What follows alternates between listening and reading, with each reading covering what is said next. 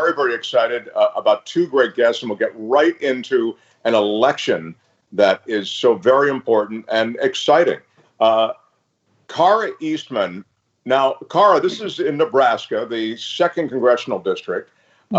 There was another election there you came very close to winning already. That's right, in 2018. I mean, it was within 1 or 2 percentage points. Yes, 1.9%, 4,945 votes, one of the closest races in the country. It's just, I don't know. When it gets that close, I always, it invites scrutiny. But I'm very excited that you're with us today because I think your platforms, your priorities, and your areas of emphasis are those which we all should have.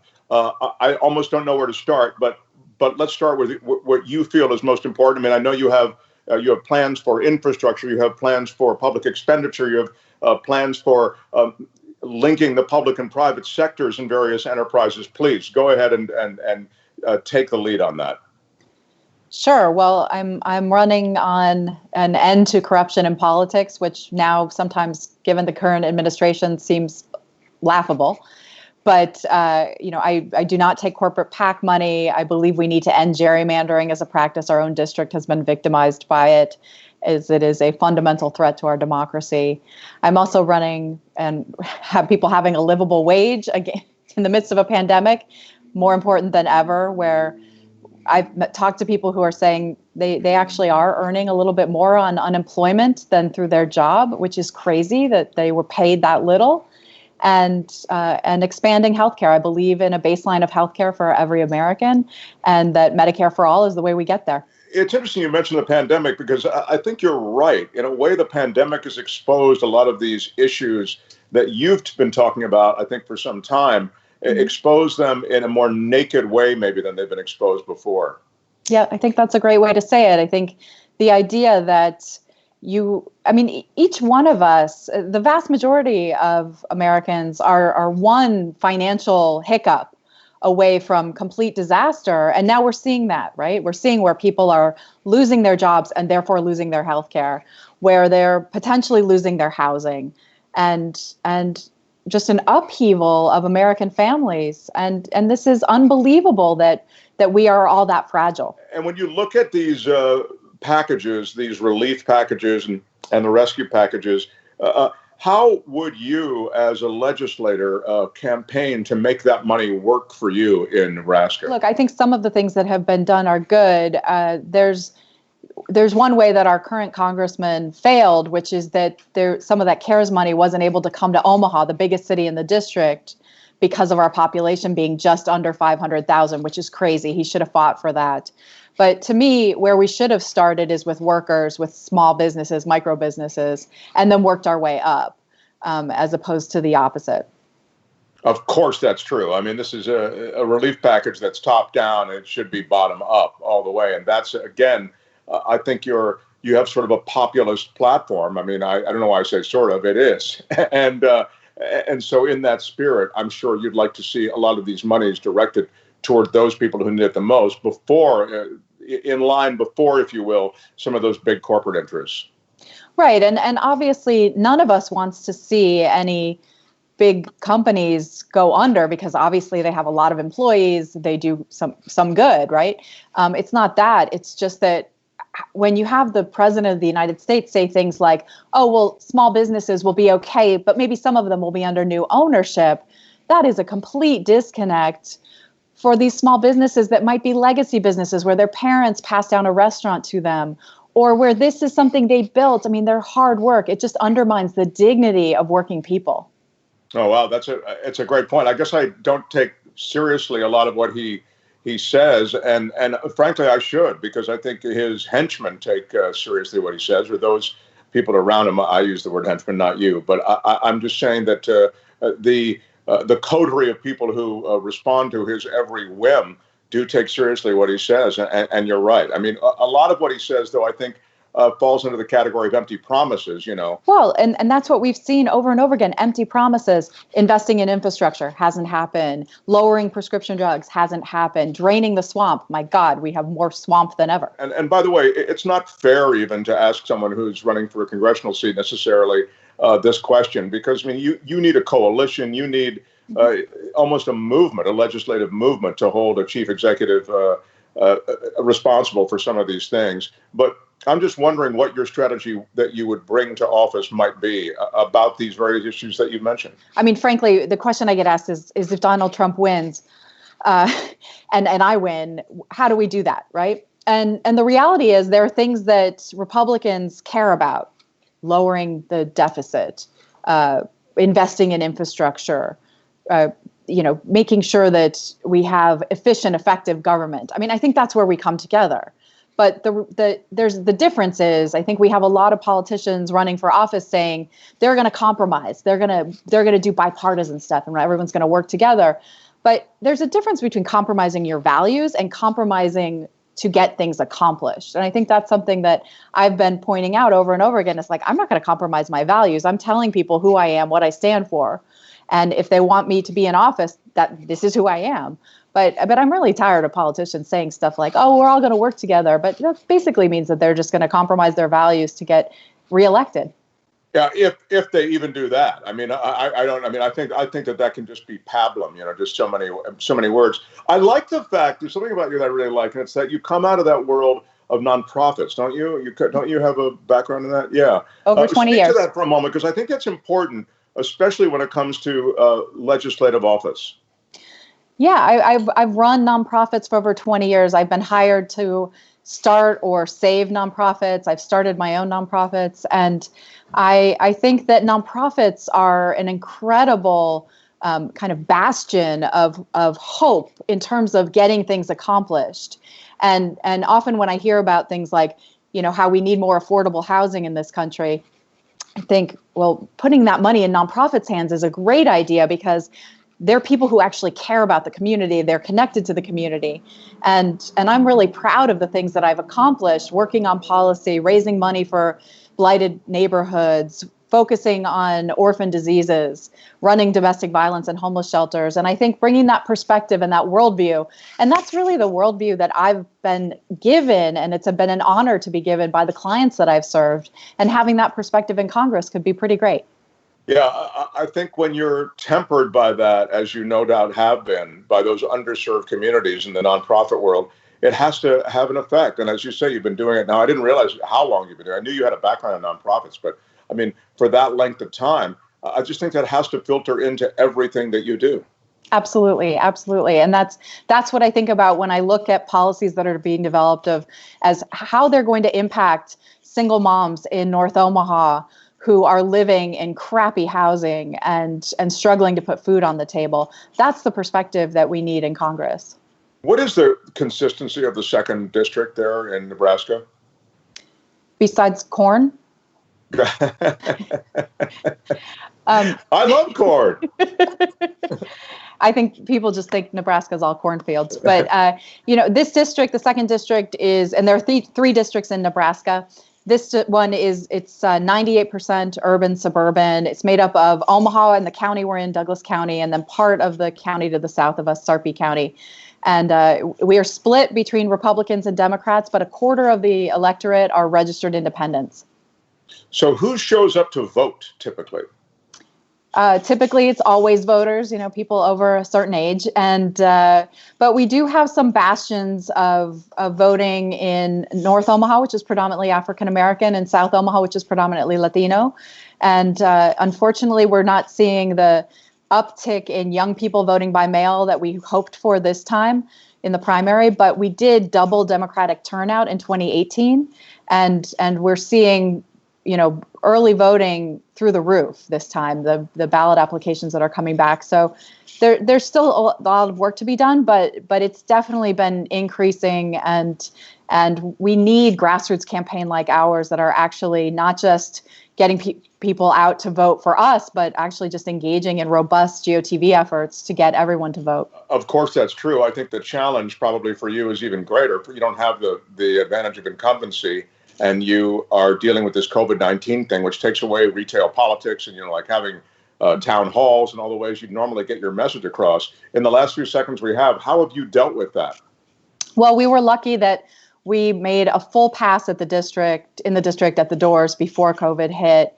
But we have just reconfigured. We made 10,000 phone calls in the district on Monday. So we've invested in technology to be able to make more phone calls. We have a huge volunteer base, over 200 people that are helping us. And we've just been really switching to phone banking. I spend almost all my time making calls, and then we're doing a lot of stuff digitally. We're on TV. We're doing ballot chasing through mail. So we're doing everything we can, but yeah, it's definitely been a challenge because it's new territory for all candidates, frankly. It's eastmanforcongress.com if you want more information on Kari Eastman. It was really a pleasure to talk to you and meet you, even this virtual way. And I look forward to good news out of your district. Thank you so much, and stay healthy. I'm in Salt Lake City, Utah. I'm at a Wolfpack gathering. We're growing. I see faces that I recognize, but I also see a lot of faces that I don't recognize, and that's fantastic. We are all taking time out of our lives to be here, and that's amazing. That means we truly believe in this. Make no mistake, everyone in this room is a leader in Wolfpack. Alaska, West Virginia, Montana, Georgia, Massachusetts, New York, New Jersey, everyone is here. All these folks paid with their own money and sometimes took vacation days to come here to strategize on how to get our democracy back and get money out of politics. Or you get more political power just because you have more money. This is why it requires a constitutional amendment. The process of winning in your state next year doesn't begin when session begins. It begins right now. To work to a goal, something this big that you're actually making a difference of, there's very few things in the world that really compare to that feeling. Equal rights to fair representation, rights for human beings, anti-corruption laws, and free and fair elections. That's what we are fighting for. What were the founding fathers? Revolutionaries.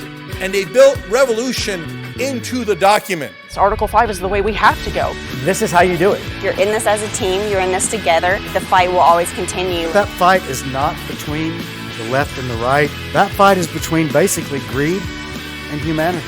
So I'm asking you to put differences aside, whether you're conservative or independent or progressive, to join forces to say no more corruption. You get beyond the fear, you take that first step, and you'll change the world. What I want to leave you with, of course, is hope. And I want to assure you that if we keep fighting together, we're going to win together. We're going to get that convention, we're going to get that amendment, and we're going to get our democracy back. Come join us, wolf-pack.com. Welcome to the Damage Report. I'm John Idarola. This is gonna be a big one. The earth is burning. Yeah. Not only that, but that should shake you enough, period, but that so many people in power don't seem to care. We're making America great again by throwing more money at the military to destroy other countries because that makes us great instead of investing it in ourselves. That it's Donald Trump and it's Stephen Miller. The choosing is based on wanting to create cruel and inhumane conditions to scare other people away from ever coming to the United States. We have to also remember that we like to put people in prison in this country. There is only one place to put garbage people: in the trash. We've never had so much access to so much information with so little idea of what the hell is going on. What does enforcing our borders have to do with traumatizing children? Absolutely nothing. I think a sane person could say the current situation we have right now is radical. But what we're doing is literally making the world more like hell. That's a warning sign.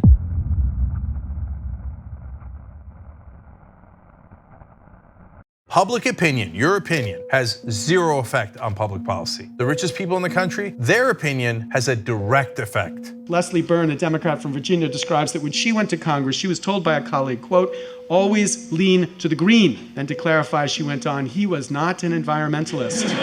Our government actively serves the richest and the most powerful and turns its back on everyone else. Finally, end the corruption and get money out of politics and give us back our democracy.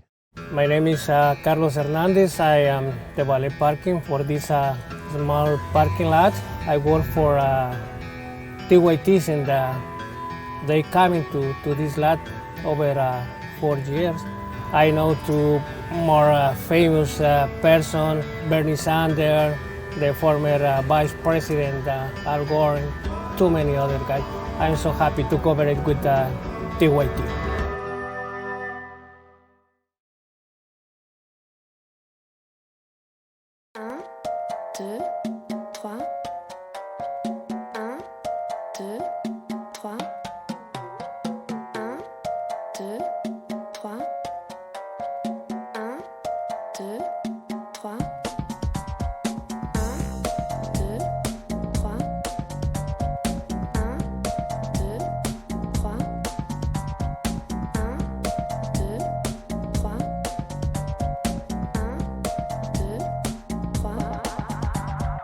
Welcome back. I'm Mark Thompson, and it is a pleasure to have you back and a pleasure to have Mike McGee join us. Mike is dedicated to kids, to the future. You know, he's somebody who has built an organization called Chiefs for Change, and they're dedicated to, as I say, building an education and a rich future for a lot of kids who otherwise might not have it. So, Mike, welcome to the conversation. Thanks so much. You can probably fill out a lot of the details. That's sort of the broad strokes on Chiefs for Change, but it is, I think, primarily focused in those areas, isn't it? It is. We have just about 36 members who are urban school superintendents and chiefs of state education departments around the country. Collectively, they serve about 7.5 million students. And it is really one of the most diverse coalitions of education leaders in the country, in terms of race, in terms of gender, in terms of the political context in which they serve. So it's given us a very good window into what everyone's dealing with right now. Yeah, we feature a lot of political viewpoints that seem to lean progressive, of course, on TYT. But one of the things about your world is that you hear a lot about this, bridge the gap and, coalitions and political coalitions, but you really do that on some level. It seems as though yours is a bipartisan effort. We try to. I mean, one of the things we feel like is that if we can bring this community of education leaders together around a core set of beliefs about what needs to be true and what needs to change to serve every kid in America well, then our advocacy at the state level, at the federal level, is going to be that much more compelling. And we have been able to do that, including in this time. I think our members are aligned around a vision for true equitable access to learning, even in the midst of this crisis. You say that. I struggle to find evidence of that. I struggle to find access that underserved communities have to education. The whole idea of, I'll homeschool my kids, or we'll be in a virtual classroom, when a lot of homes don't even have access to the internet or whatever. I just use that as an example. You really know these underserved communities. It just seems as though that's an ongoing challenge that's underappreciated as a challenge. It's an enormous challenge. And I think many of the urban school districts that our leaders serve have made great headway over the last few years in serving all of their students equitably and serving them well. But this has been an enormous disruption. And I'll give you a couple good examples. In a district like San Antonio, Texas, where the vast majority of the students are low income, where the majority of the students are Spanish-speaking students, they recognized that having a real digital divide in their schools was an inequitable situation, and they didn't realize this in February when kids had to learn from home. They realized it 3 years ago. So they began 3 years ago working to close that digital divide, getting Chromebooks to every one of their students, getting Wi-Fi in every home, and over the last 3 years had made a lot of headway. They hadn't finished the job. And so when everyone had to shift to distance learning, they still had about a third of their students who were not connected to the internet at home. And they needed to get Chromebooks to about 5,000 students across the district. So they jumped on that. They spent $7 million to try to rapidly finish the job there. And it has made a difference in the lives of those students.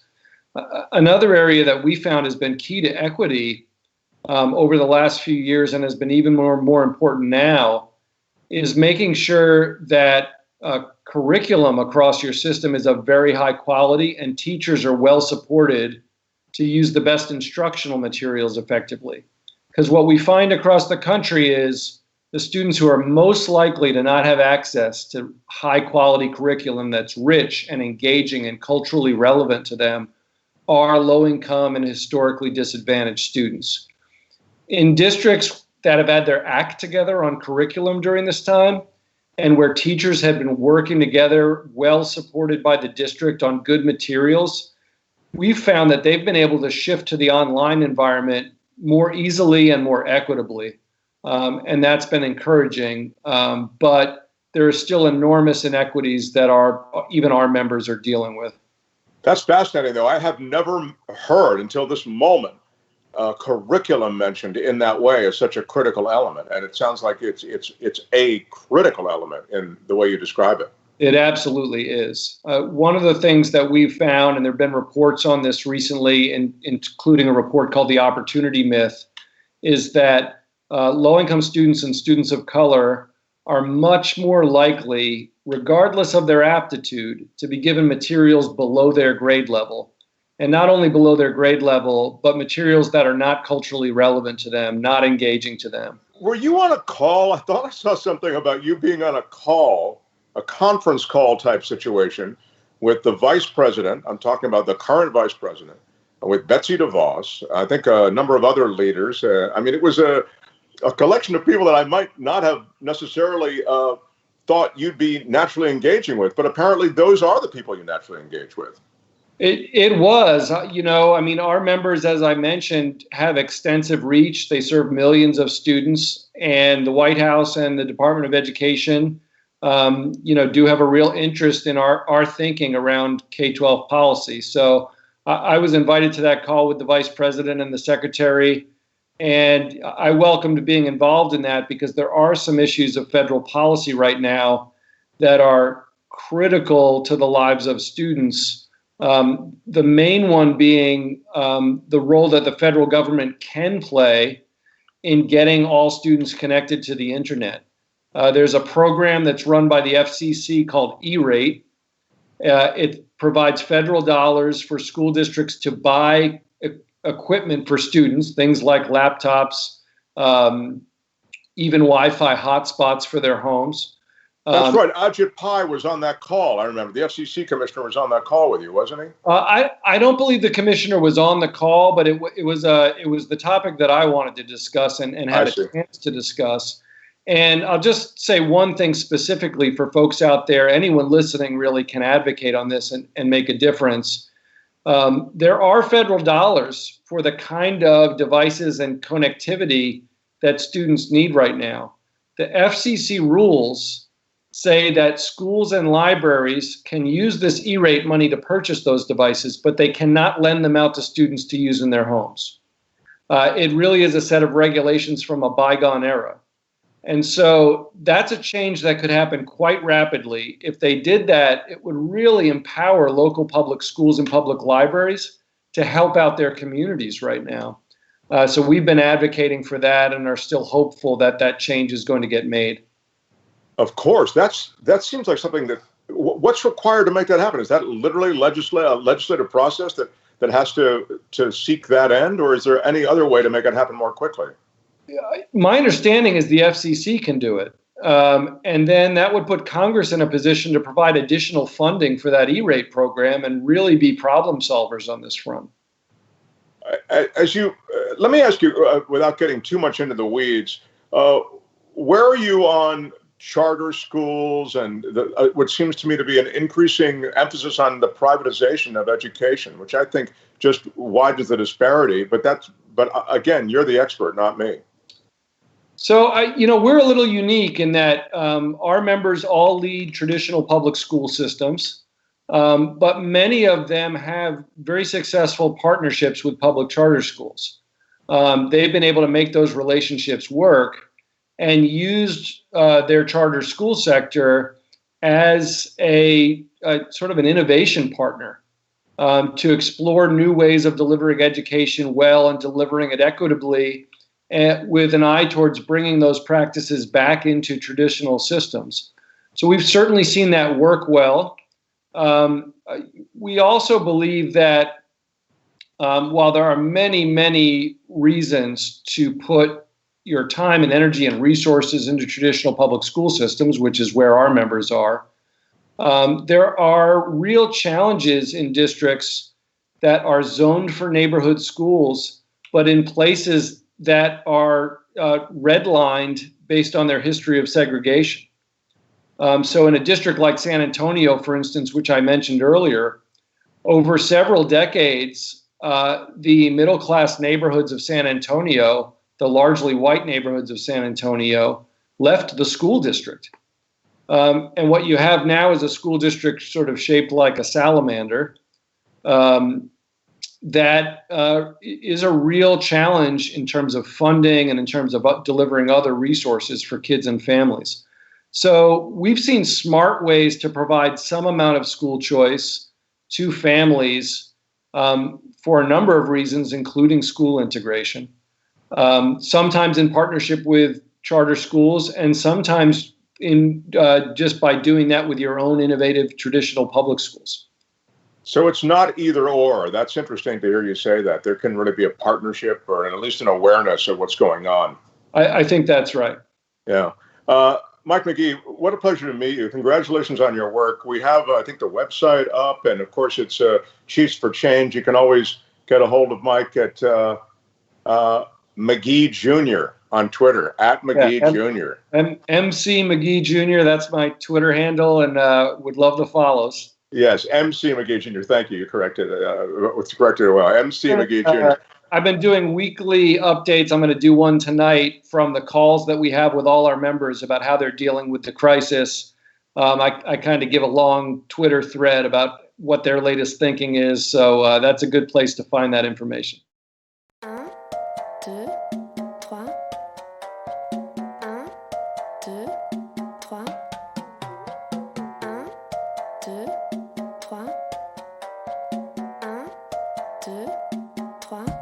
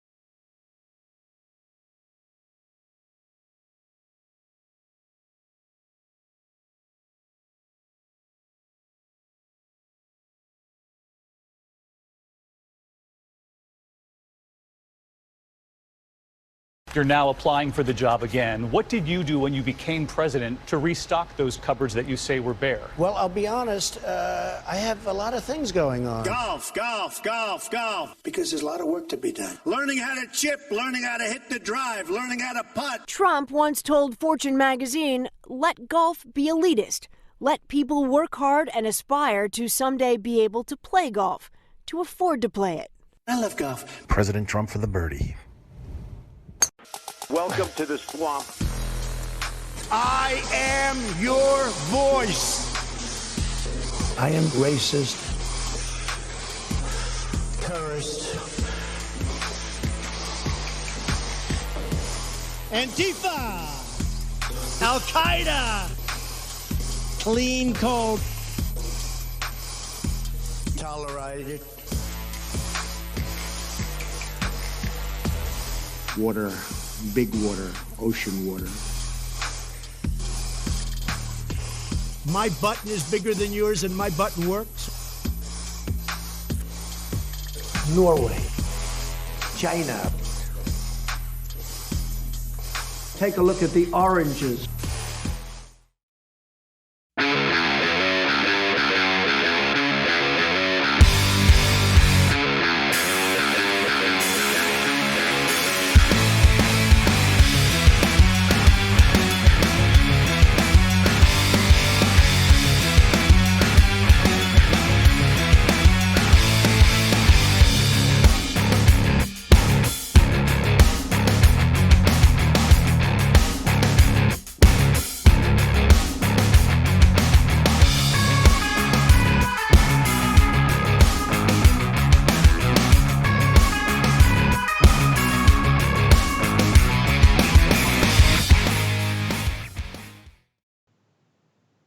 Welcome to the Young Turks, and welcome to Dropping It.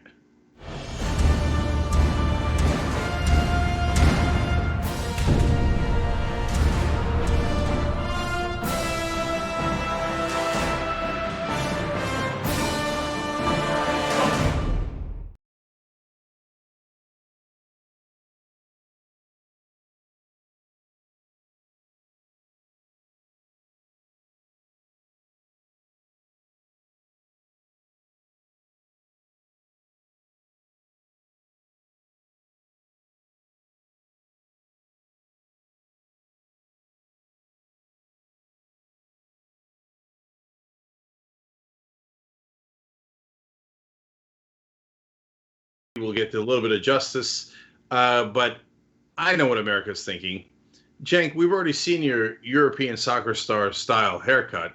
Now we're interested in the shirt you're wearing. Sure, fine, I'll show it to you. Oh no, it's the We Press On shirt. So if you give at tyt.com/go for our audience fundraising, there's a shirt you get at $127. Burly chest not included. Did you? Oh my God! Jesus Christ! Did you donate to the fundraiser? Why do you get a shirt? Hey, be cool. No, I also have the hoodie too. I look. I'm the only person in America that has too much TYT gear. Agreed. But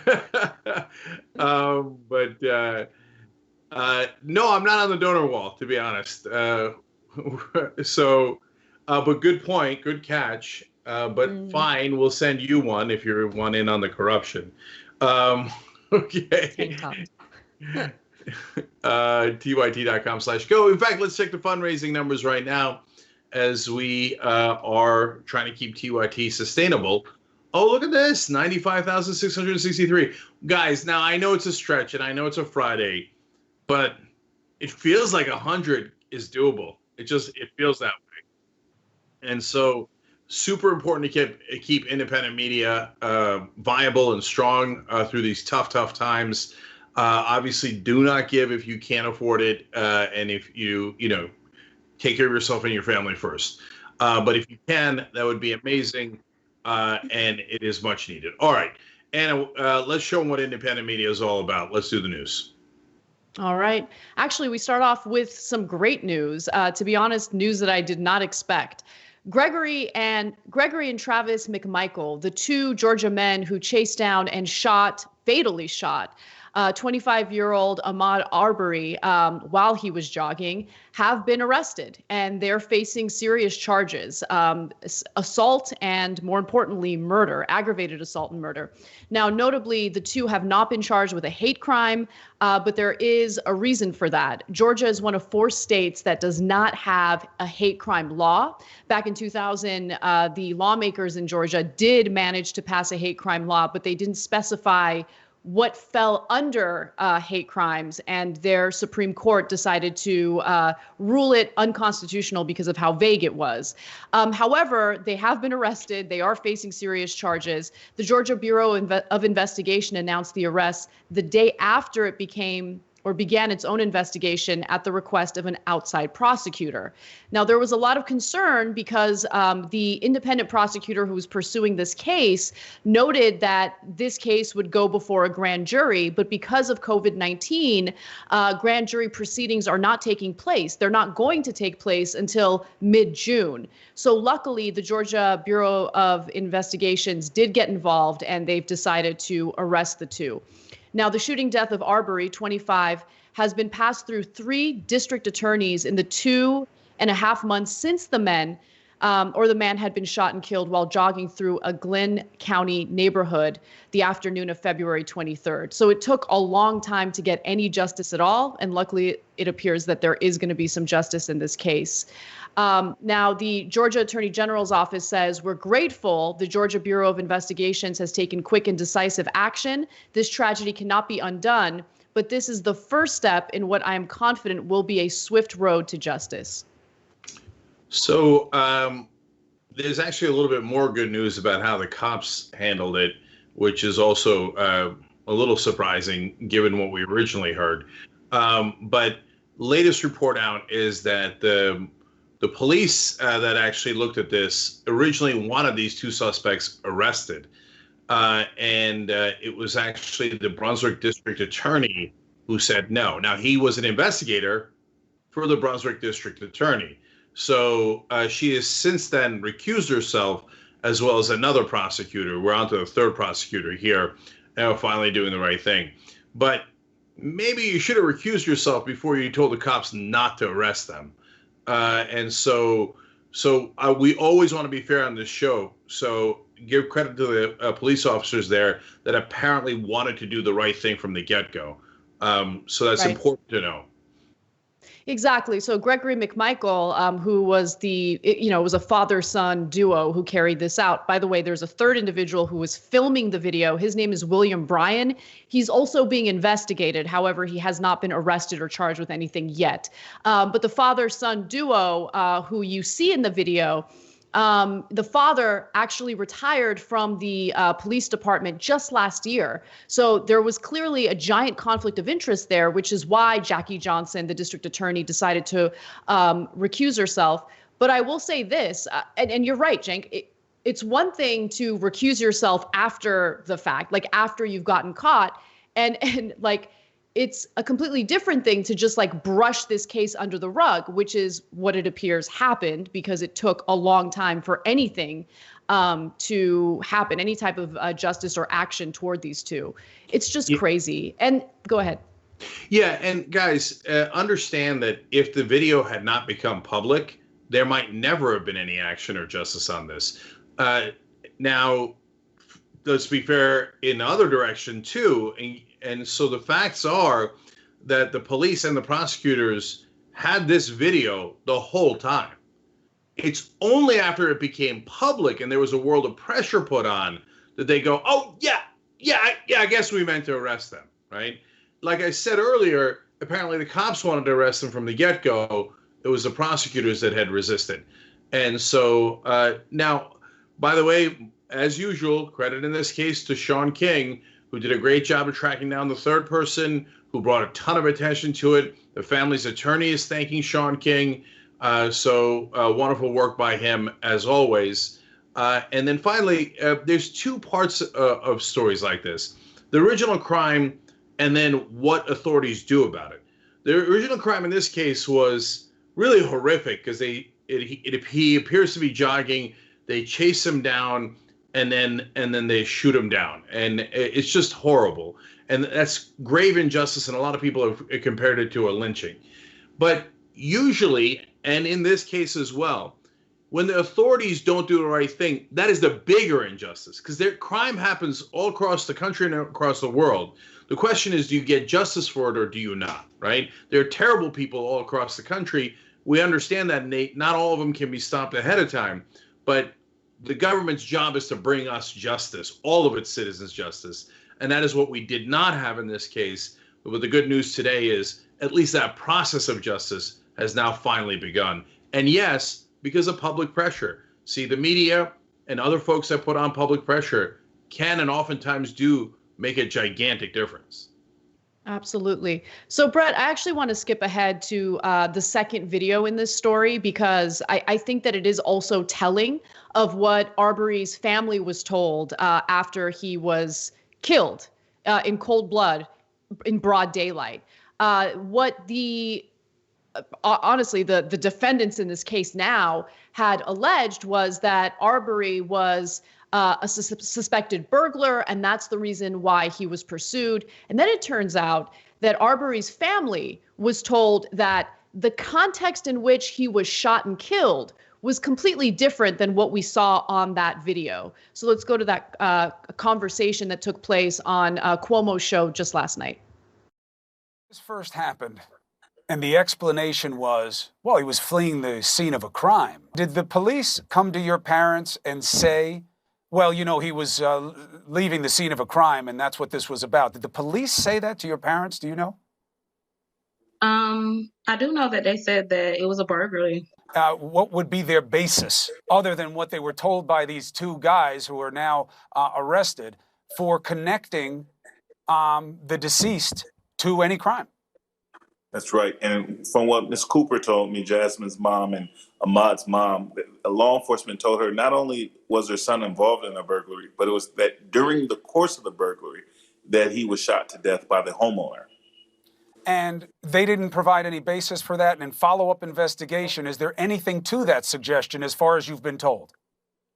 The closest thing to that suggestion is Ahmad running down the street and stopping by a property that was under construction that many people in that neighborhood stopped by because it was a peculiarity in that neighborhood.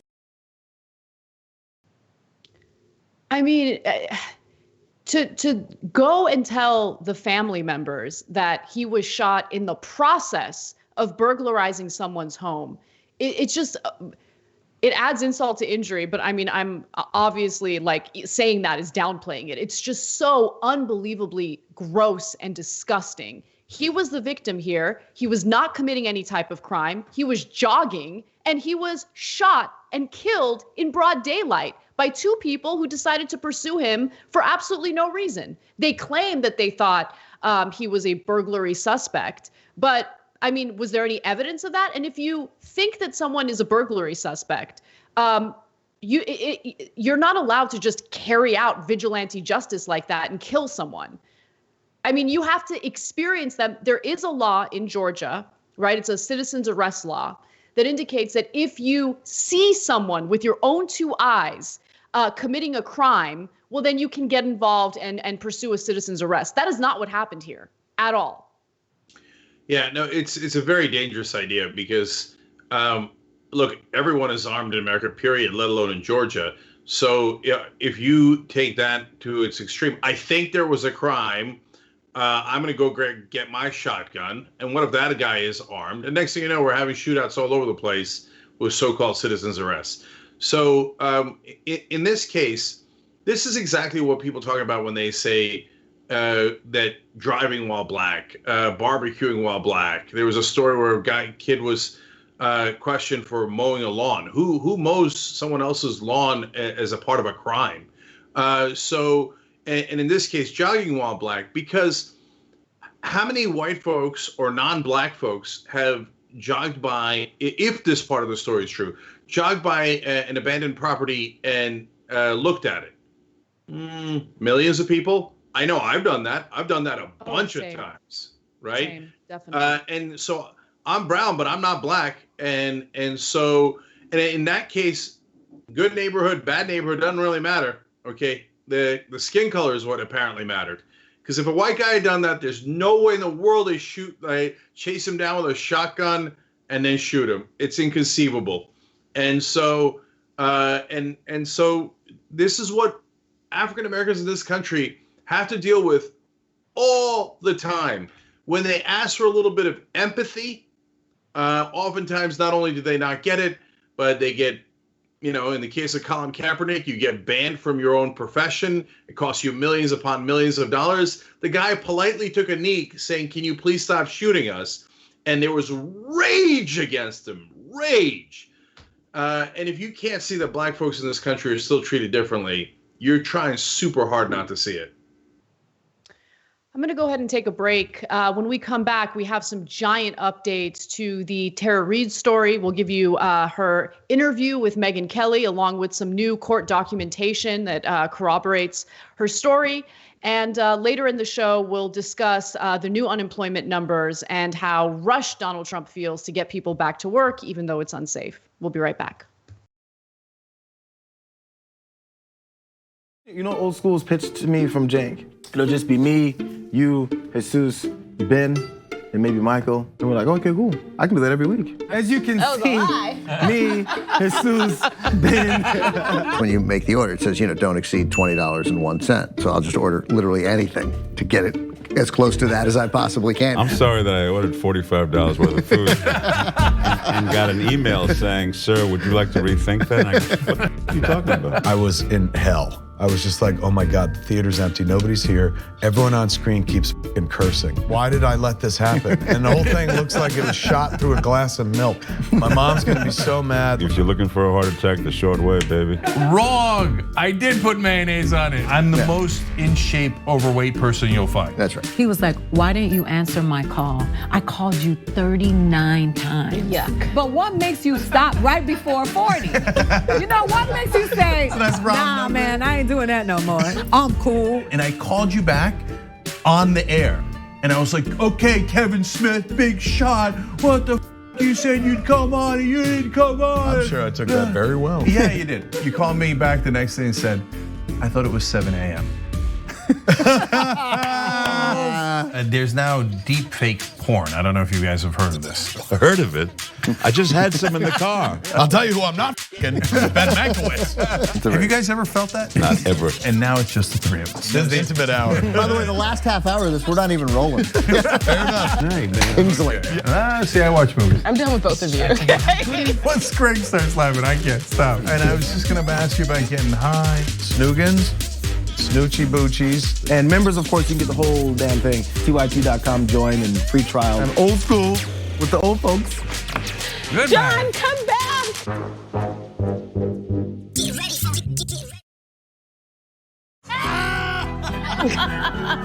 Field goal here.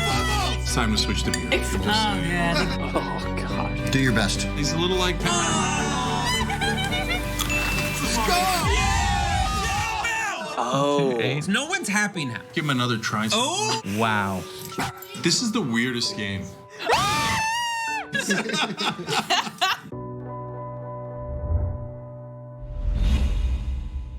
I'm Brett. I would like to refer to this segment as the Do I Still Have This Talent show. So I want to see if I can play harmonica without my hands.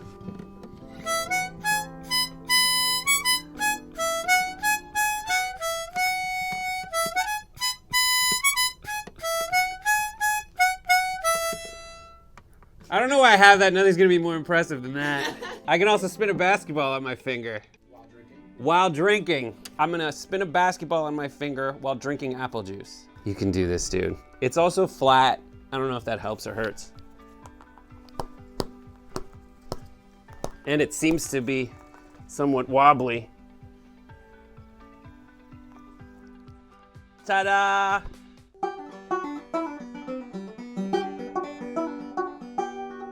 Nope, I don't know how to do this one. This one's a fail.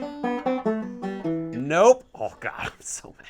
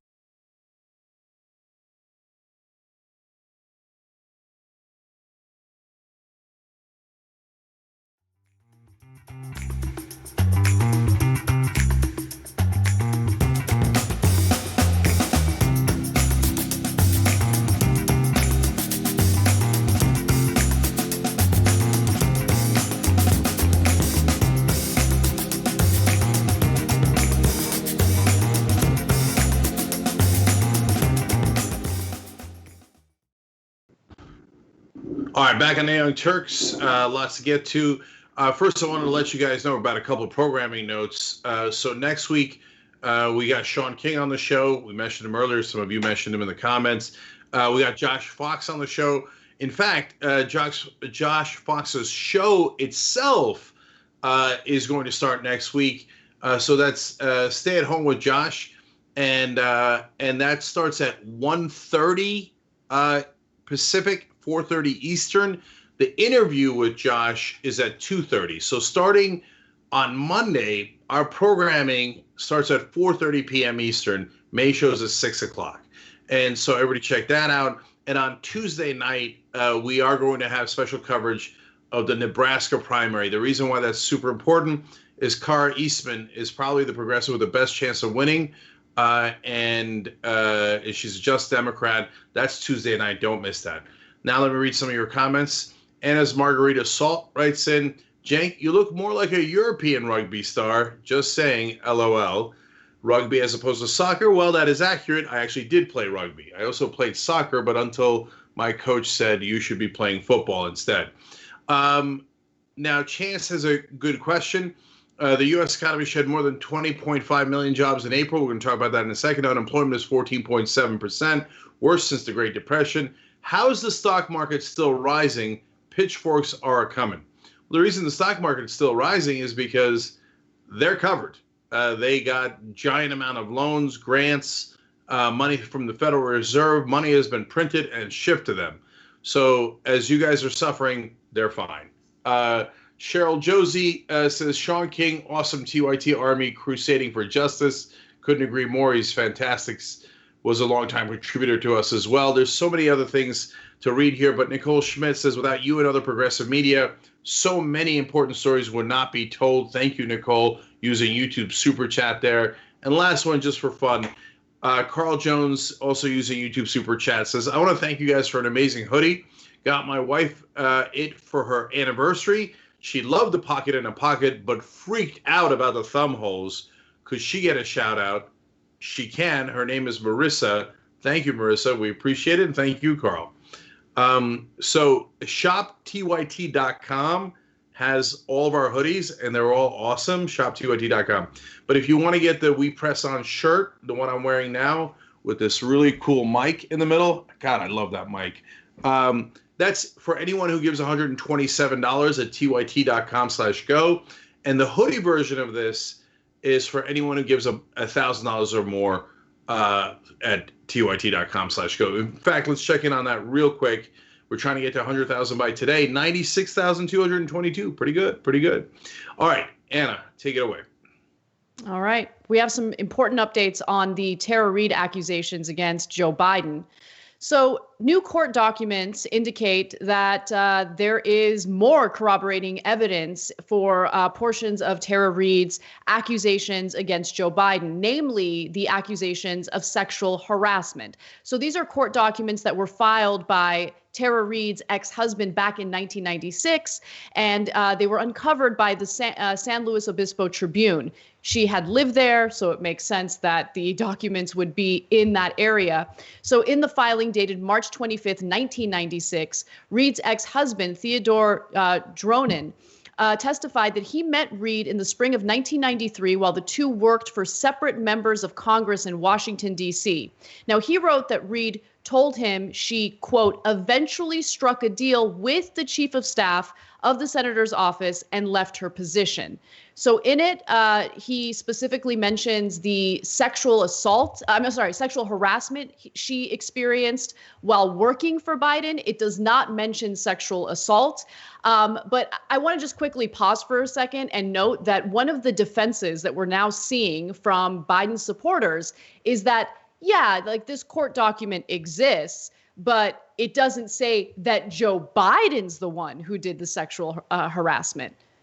But Tara Reade's the one who says that he did the sexual harassment, and there's documentation that was filed by her ex-husband back in 1996 indicating that she experienced sexual harassment while working for Joe Biden. Now, let me give you more from the court filing that her ex-husband had written. It was obvious that this event had a very traumatic effect on Reade and that she still is sensitive and affected by it today. Now, again, it did not mention sexual assault, but it did mention the sexual harassment. Now, Ted Kaufman, who was Biden's chief of staff at the time, responded to these new revelations. He continues to deny that this was ever her experience, or at least that it was ever brought to his attention. He says, quote, "I have consistently said what is the truth here, that she never came to me. I do not remember her. And had she come to me in any of these circumstances, I would remember her, but I do not because she did not." So again, that was Ted Kaufman's statement, former chief of staff for Biden. So go ahead, Cenk. What do you make of all this? All right. Just first, a small side note. For whatever it's worth, Ted Kaufman is actually a pretty good progressive.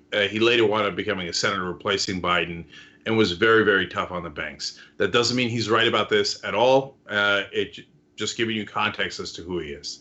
Okay, so now in regards to Tara Reade and the reaction that she has gotten over all this time, now it is indisputable that Tara Reade told many people about, at a minimum, sexual harassment that she endured in the Biden Senate office, at a bare minimum. So it appears, based on what her mom said on CNN, based on corroborating witnesses, including friends and family members at the time, that she said it was Joe Biden himself. Now, there are some things that she said later that makes you question that. And her explanation for that is, look, I just basically never got comfortable accusing Biden publicly. And so, but privately, she told all those people it was Biden. Now, it is still unclear if it was just sexual harassment or if it includes the new things she's talking about, which is sexual assault. Now, given that sexual harassment, you can't say for sure that it happened. What we do know is that when we're looking into cases like this, the previous standard was, did she tell people at the time? And that makes her far more believable. She absolutely, positively did. Now there's even documentation of it. So no, Cenk, there is hold on, Anna. So much evidence here. Like, it's insane. Like, it's insane how differently she's being treated from, Blasey Ford, for instance, who I also believed. Like, it's just incredible how they're being treated completely differently by the Democratic Party. But go ahead. Yeah, so I just want to ask the people who attacked her, whether you're establishment Democrat, establishment media, whatever you are, is there any amount of facts that will move your opinion? Or are you like the Trump people? Like, facts are totally irrelevant. You said that she didn't have corroborating witnesses. She now does. It's overwhelmingly clear. And she has a lot of them, way more than the average accuser. We've covered a lot of these cases. She told friend after friend. She told the mom. She told the brother. The mom called in on CNN back in '93. Now the husband's documentation in '96. It is overwhelming. It doesn't mean that her exact account is correct. But can you at least acknowledge that you were wrong to say that she made everything up? And an apology would be amazing, would be great. In a lot of ways, it's actually the bare minimum. But is a single person in the establishment going to do that? I'm not sure it's happened yet. So if they don't, and they say, nope, well, okay, then you have your answer. It's absolutely Trumpian.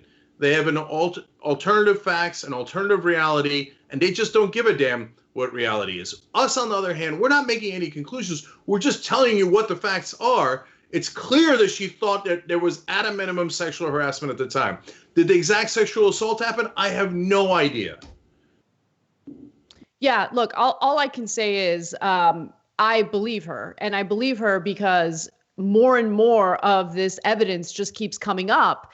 And I believe that it's important to be consistent and not allow your own political preferences bias you in one way or the other. So for me, the Dr. Ford, attempted rape allegations against Brett Kavanaugh. That story, I mean, you remember, Cenk, that was one of the hardest stories that we had to talk about, that I had to talk about. It was hard to keep it together, especially after the FBI conducted a shallow sham investigation in order to pave the way for Brett Kavanaugh to get confirmed by the Senate. That was difficult to stomach. What's even more difficult to stomach is that the very people who, put themselves on a pedestal when it comes to morality and defending the rights of women tend to be the same people who will then turn around and think about their own political agenda when it comes to trashing someone like Tara Reade. Just be honest, right? Like, I think the heart of this issue, and I'm specifically talking about the reaction from the Biden defenders, is that they have weaponized the Me Too movement for political gain, right? They used it as a tool against you. I don't want to adjudicate that again or get into that again, but they did. And by admitting that they have weaponized it against their political rivals, they can't do it again in the future. It won't be as effective, right? And that's all they've got, because they latch on to accusing people of all sorts of things, whether it's sexual assault, whether it's racism, bigotry, whatever, because that's a great thing to focus on when you don't want to focus on, let's say, how you've been in cahoots with the Republican Party on how our economy is going for the vast majority of Americans. You don't want to talk about that. You can't differentiate yourself from Republicans on that. The only thing you can latch onto is we're better when it comes to cultural issues. We're better when it comes to protecting disenfranchised groups of people or people who have historically been discriminated against in this country. But the fact of the matter is they're not. Some people who are principled have been, and I commend them for that. But what we're seeing from the Matthew Iglesiases of the world, I mean, complete and utter horse crap. Okay, it's disgusting. And at least, in the very least, just be honest. Be honest and say that you don't care what happened between Tara Reade and Joe Biden. Just say that to you, getting Joe Biden in office is more important than anything else, including protecting women who might have been victimized by him in the past. Just be honest. And there have been some Democrats who have said that. Look, getting Trump out of office is monumentally important. It could have been any candidate. But now they've made their political bed, and they're going to lie in it. And now they feel like their reputation's on the line, and they continue to have this wall where they pretend either, oh, well, I was neutral all along. Yeah. Spare me. Total nonsense. And look, Anna made an allusion to me. I want to be perfectly clear. I've never been accused of anything in the Me Too movement. And that's what makes this even more comical. They said, oh, Cenk, you said some wrong things 19, 20, 21 years ago. And hence, a presidential candidate should not have anything to do with you. And some of your comments were jokes made 7 years ago. A joke. And you should be eliminated. And Bernie Sanders should be eliminated for ever liking you. But now we have massive sexual assault and clear sexual harassment charges against their candidate. And all of a sudden, no, it isn't Me Too, nothing. Actions, who cares? Sexual harassment, who cares? Sexual assault, who cares? But wait a minute. Did anyone that Biden know make a joke 20 years ago? Because then we would care. No, your hypocrisy is super duper obvious. The only people who refuse to acknowledge it are mainly the media. It's actually Biden's main defenders are sure on his team, his campaign team. That's understandable. It's some establishment Democrats that are trying to be his vice president that are on TV. But mainly it's the media that jumps up and goes, it's no way. Biden's awesome. No, I don't believe Tara Reade. I think she's Russian, blah, blah, blah. It's amazing. Hey, I thought you guys were, you're supposed to be objective, but you claim to be neutral. I thought you were neutral. No, not remotely. Totally agenda driven and lie about it 24/7.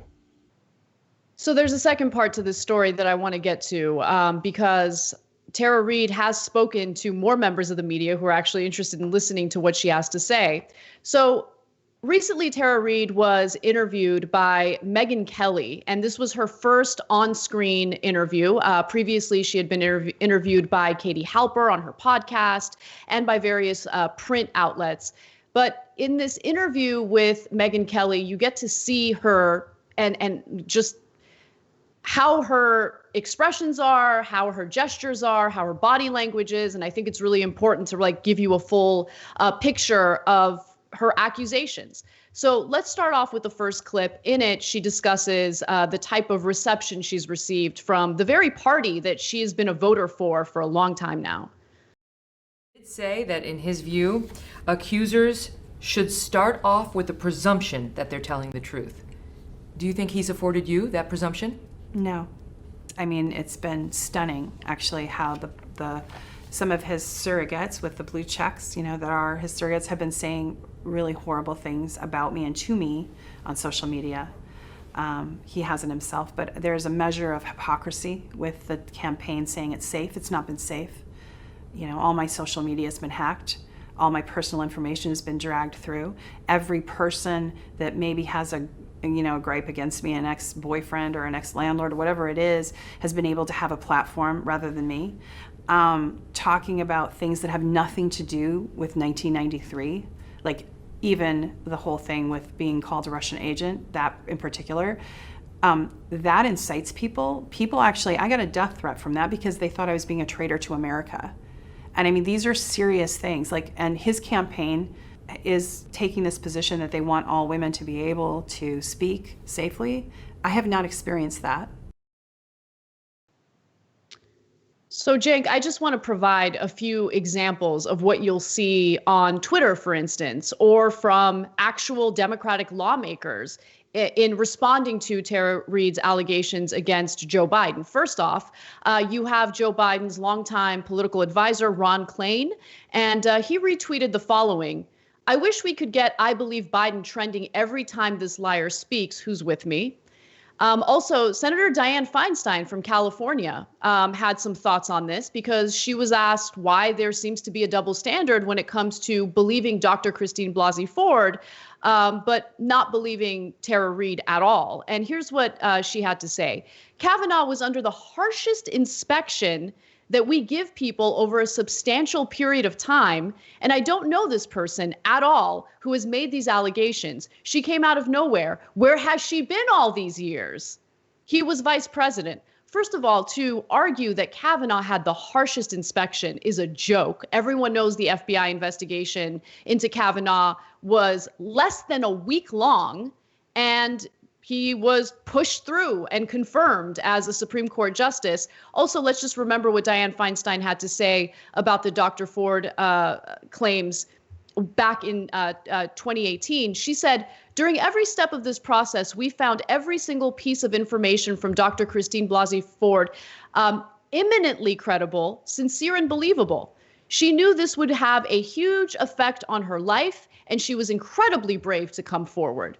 Now, I happen to agree with the senator's assessment on Dr. Ford there, but I wish that she would extend that same empathy to Tara Reade. But of course, that's not a politically convenient thing to do. So let me be clear. Senator Dianne Feinstein is disgusting. And people who are on the mainstream media that watch this, they won't care about anything but the word I just called Senator Feinstein, because she's inside the club. And inside the club, you protect liars like Senator Feinstein. So let me explain why I'm saying that. First of all, look at the obvious hypocrisy. She said, "Where's she been all these years?" You're saying that to someone charging sexual harassment and sexual assault? First of all, that's what the Republicans said to Dr. Christine Blasey Ford. Where's she been all these years? How could you not see the hypocrisy of that? And if you're in the media and you didn't point out that hypocrisy, all right, whatever. You guys are all in the tank. You're all work with the corporate Democrats. It's this, the whole system is disgusting. Now let's get to the most important hypocrisy for Feinstein. And maybe we should say, to be fair to her, she never wanted Christine Blasey Ford's story to go out either. Dr. Ford contacted her because she was her senator, and she buried that letter. You know who exposed that story? The same reporter, Ryan Grimm. Ryan Grimm from The Intercept found out that Feinstein was holding that letter. And only after it became public and Feinstein was embarrassed, she's like, "Fine, I guess let's air these allegations." She didn't really want to do it based on political calculations, because as always, Feinstein thought surrendering to Republicans was the better course. She was only forced to talk about sexual harassment because she was outed. So she never cared about Dr. Christine Blasey Ford, and she doesn't care about Tara Reid now. All she cares about is her own corrupt career. So I want to go to two more clips, and this next one has to do with what Tara Reid would like to see. And I want to remind everyone, Tara Reid is a lifelong Democrat. She is not supportive of Donald Trump. She is not going to vote in this upcoming election because clearly there aren't really great options for her here. And so she talks a little bit about what she'd like to see from the Biden camp. He's watching this. What do you want to say to him? I want to say, you and I were there, Joe Biden. Please step forward and be held accountable. You should not be running on character for the President of the United States. You want him to withdraw? I wish he would, but he won't, but I wish he would. That's how I feel emotionally. Look, honestly, I wish that Biden would withdraw, because I actually am sincere in wanting Donald Trump elected out of office. I see Biden as an incredibly weak candidate, even without these accusations. But with these accusations, I feel like it's unlikely that Biden would beat Trump anyway. Like, I just do. And I just don't feel comfortable with the way that he and his campaign have handled this case at all, or these accusations. Yeah. So look, I'm frustrated on this on a couple of counts. I don't have the answer here. I just don't. Part of my job is to come up with analysis and tell you guys where the direction things should go in an ideal world. But I don't know what to do here. So what Tara Reid is saying has a ton of credibility. I want Donald Trump to lose with every fiber of my being. I don't know that there's a single person in the country who detests Donald Trump more than I do. But what are you going to do? Replace him with a random Democrat?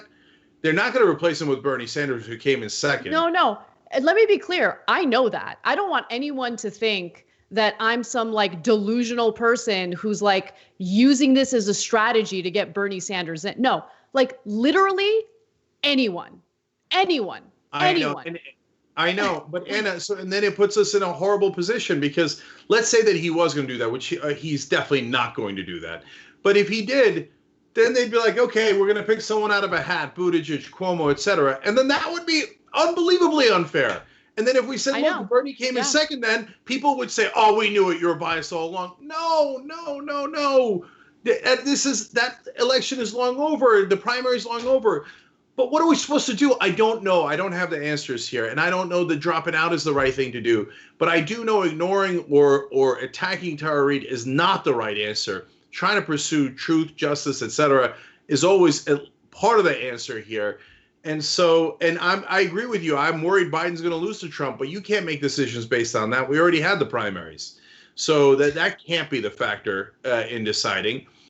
So, we at least try to tackle it in an honest way, but everyone else just does tribes. I'm in the Biden tribe. I'm in the corporate tribe. I'm in the establishment tribe, and they go to their different tribes, and they don't give a damn about the facts. So I don't know. Maybe we're the only people in the country who find this to be a difficult question, because everybody else in their own tribes are like, no, me want Trump. Me want Biden. Me want corporate Democrat.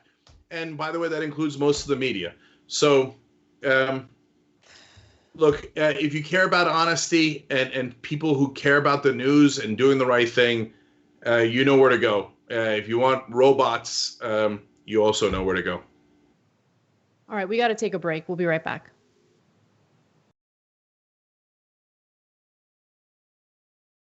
You're about to watch some behind-the-scenes footage of the Young Turks. Ooh. Now, these are partial videos. If you want to get all of them, you become a member. Go to tyt.com/join, and you'll get all the behind-the-scenes of me, Anna, John, JR, a little bit reality show-like. tyt.com/join, and enjoy this. You know what you're seeing behind me? Jersey. Hold. Watch me flip this camera. However I flip it. Do I flip it like this? No, I just took a picture. I'm bitzing right now. What?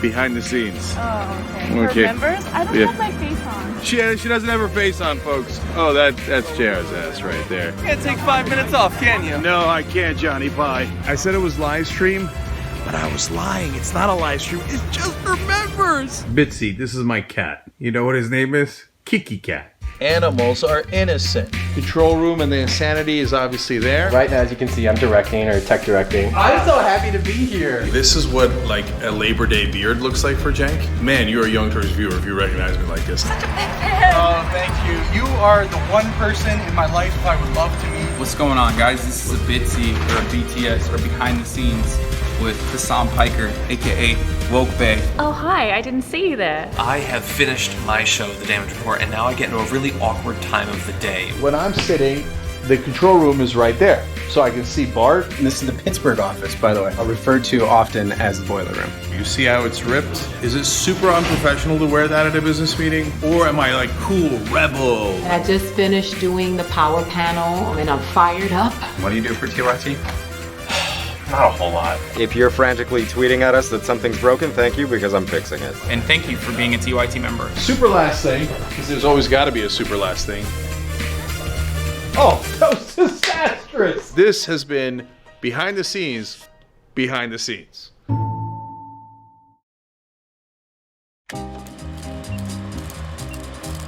We're gonna do a little thing we like to call Weekly World News. Weekly World News!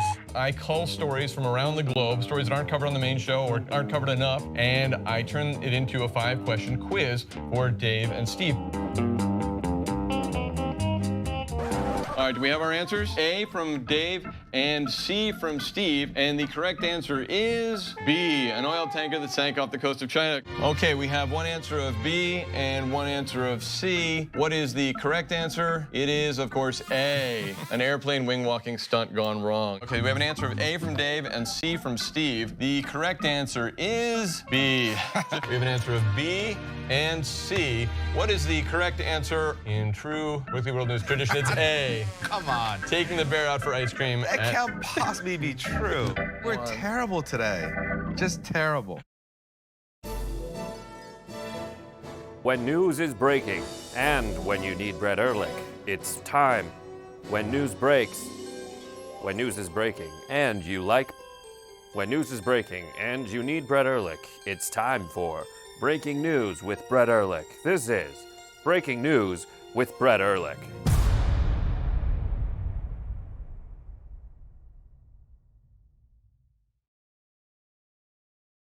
Climate is changing fundamentally, extremely, and non-linearly. It's becoming worse now. It's not when the levees burst that is the problem. It's in the anticipation of that. So I hope every human being is safe. And by human beings, I do not include multinational corporations, especially the ones that started climate change in the first place. What we're currently doing right now in cutting emissions is clearly not enough. There will be ramifications to what Trump is doing. I don't want people to suffer, but I feel like there's going to be a lot of suffering because we have an imbecile as our leader.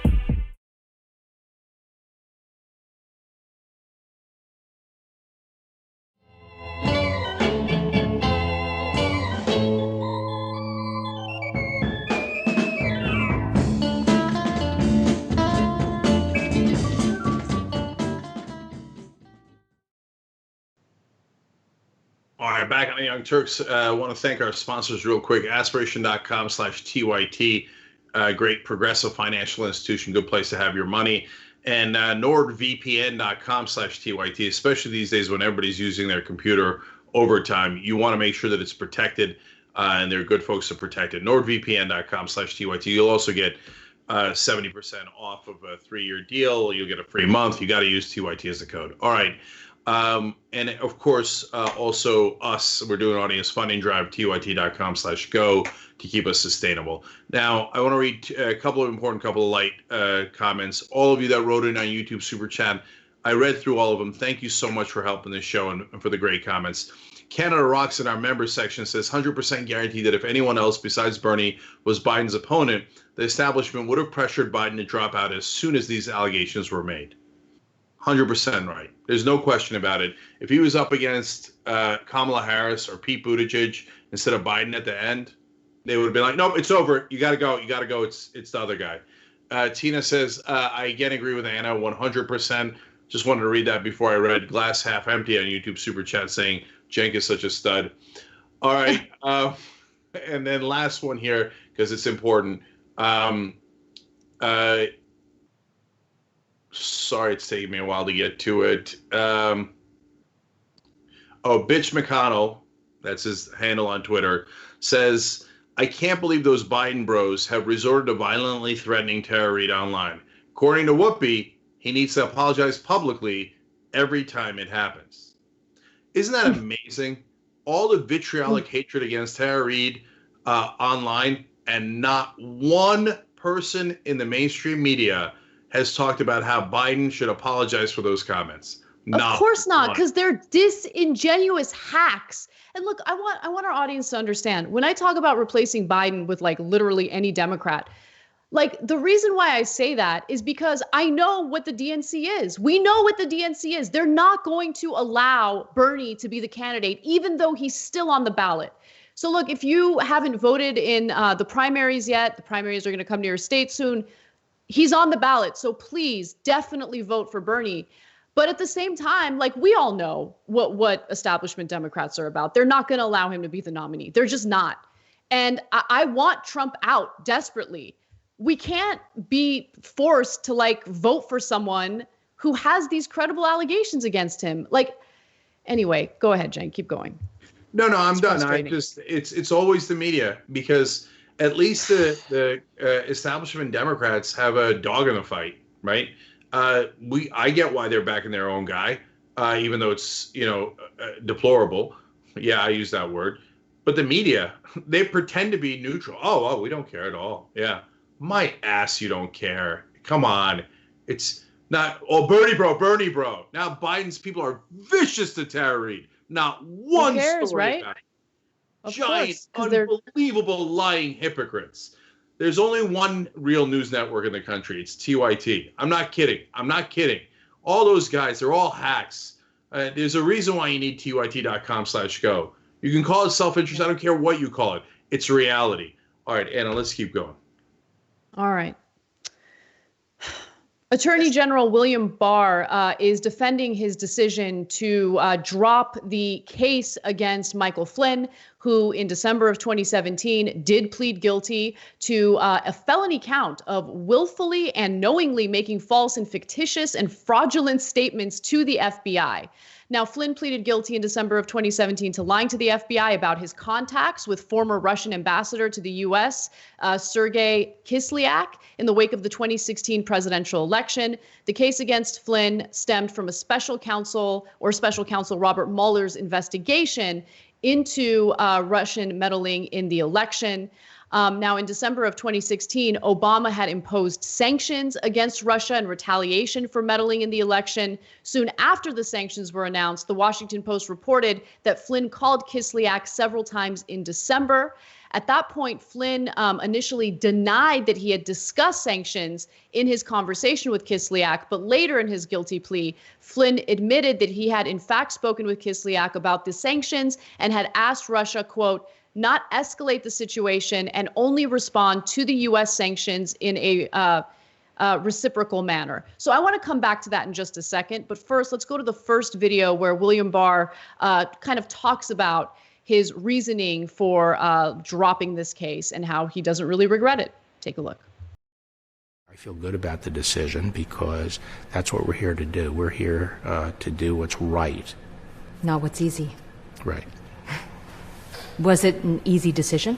It was an easy decision, yes. I think easy because once I saw all the facts and some of the tactics used by the FBI in this instance, and also the legal problems with the case, it was an easy decision. So I'm not surprised that this is what William Barr is saying, but I do want to just talk about like the context in which this conversation took place. So Obama implements these sanctions. Kislyak talks to the Russian ambassador to the U.S., Kislyak, and urges him like, hey, don't lose it over these sanctions.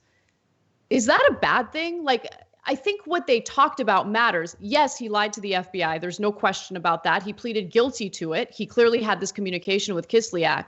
But why did he lie to the FBI? Why didn't he just say, hey, this is what we discussed. This is what happens when you have diplomatic conversations. Yeah. No, Anna, that's the number one question that Bill Barr should have been asking. You nailed it. Because he says in the rest of the interview that he doesn't deny that Flynn lied. He can't deny it because Flynn has admitted twice in open court that he lied. So why is he not prosecuting him for lying to the FBI, which he would prosecute you for, guaranteed? He says, well, because there's a second part of the case, which is that they shouldn't have been doing the investigation in the first place against Flynn and my beloved Donald Trump. Now, that's a thing now? I didn't like that they were investigating my boss, so I'm just going to cancel the thing that he already admitted to. So then did it never occur to you, even if you were honest about that, did it never occur to you, if there was nothing to investigate, why did he bother lying? Obviously, he wanted to cover it up. Maybe you should dig deeper on that instead of covering up the whole thing and going, oh, no, we should have never investigated the thing that he risked his career over to lie to the FBI. Preposterous. So everything William Barr said there was Orwellian. We got more on that. But by the way, the interviewer here, Catherine Herridge, did a terrible job, which I want to talk about in a second. Yes, exactly. So he actually was asked about the guilty plea, and his answer was fascinating, especially because you don't hear these types of answers when it comes to guilty pleas that were given with coercion, right? They were coerced. Like, we've done so many stories of like criminal cases where usually men of color are coerced into pleading guilty. In this case, though, just pay close attention to the reasoning that Barr gives for why Flynn pleaded guilty. Cannot be established here. They did not have a basis for a counterintelligence investigation against Flynn at that stage. Does the fact remain that he lied? Well, people sometimes plead to things that turn out not to be crimes. Oh, that's interesting. I usually don't hear right-wingers make that point. Because there certainly have been guilty pleas in the past when people are coerced to give those pleas, but that's not the case here. I mean, Michael Flynn was not coerced into pleading guilty. He took a plea deal, that's for sure.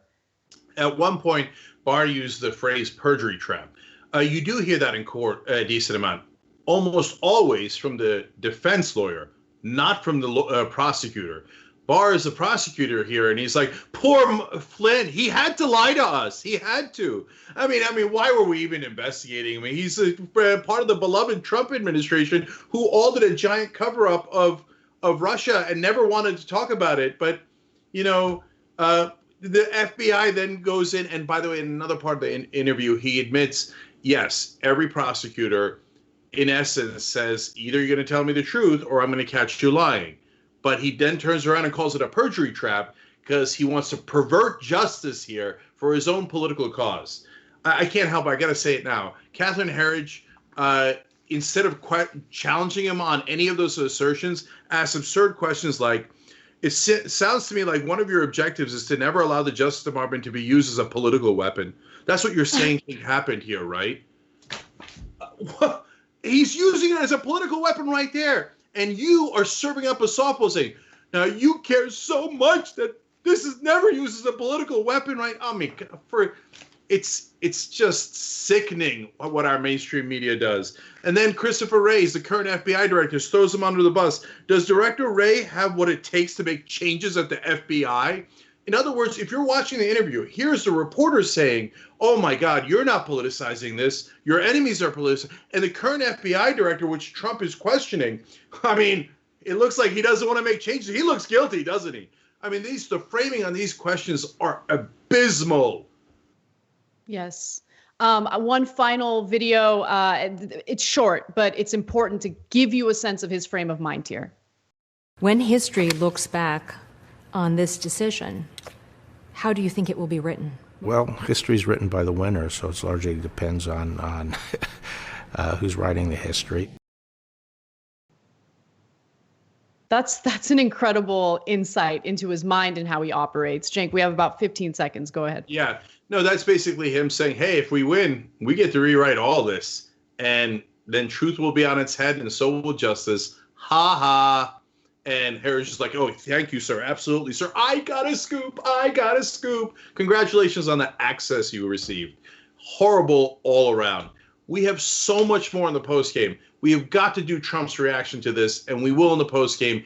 tyt.com/join to get so much more content by becoming a member.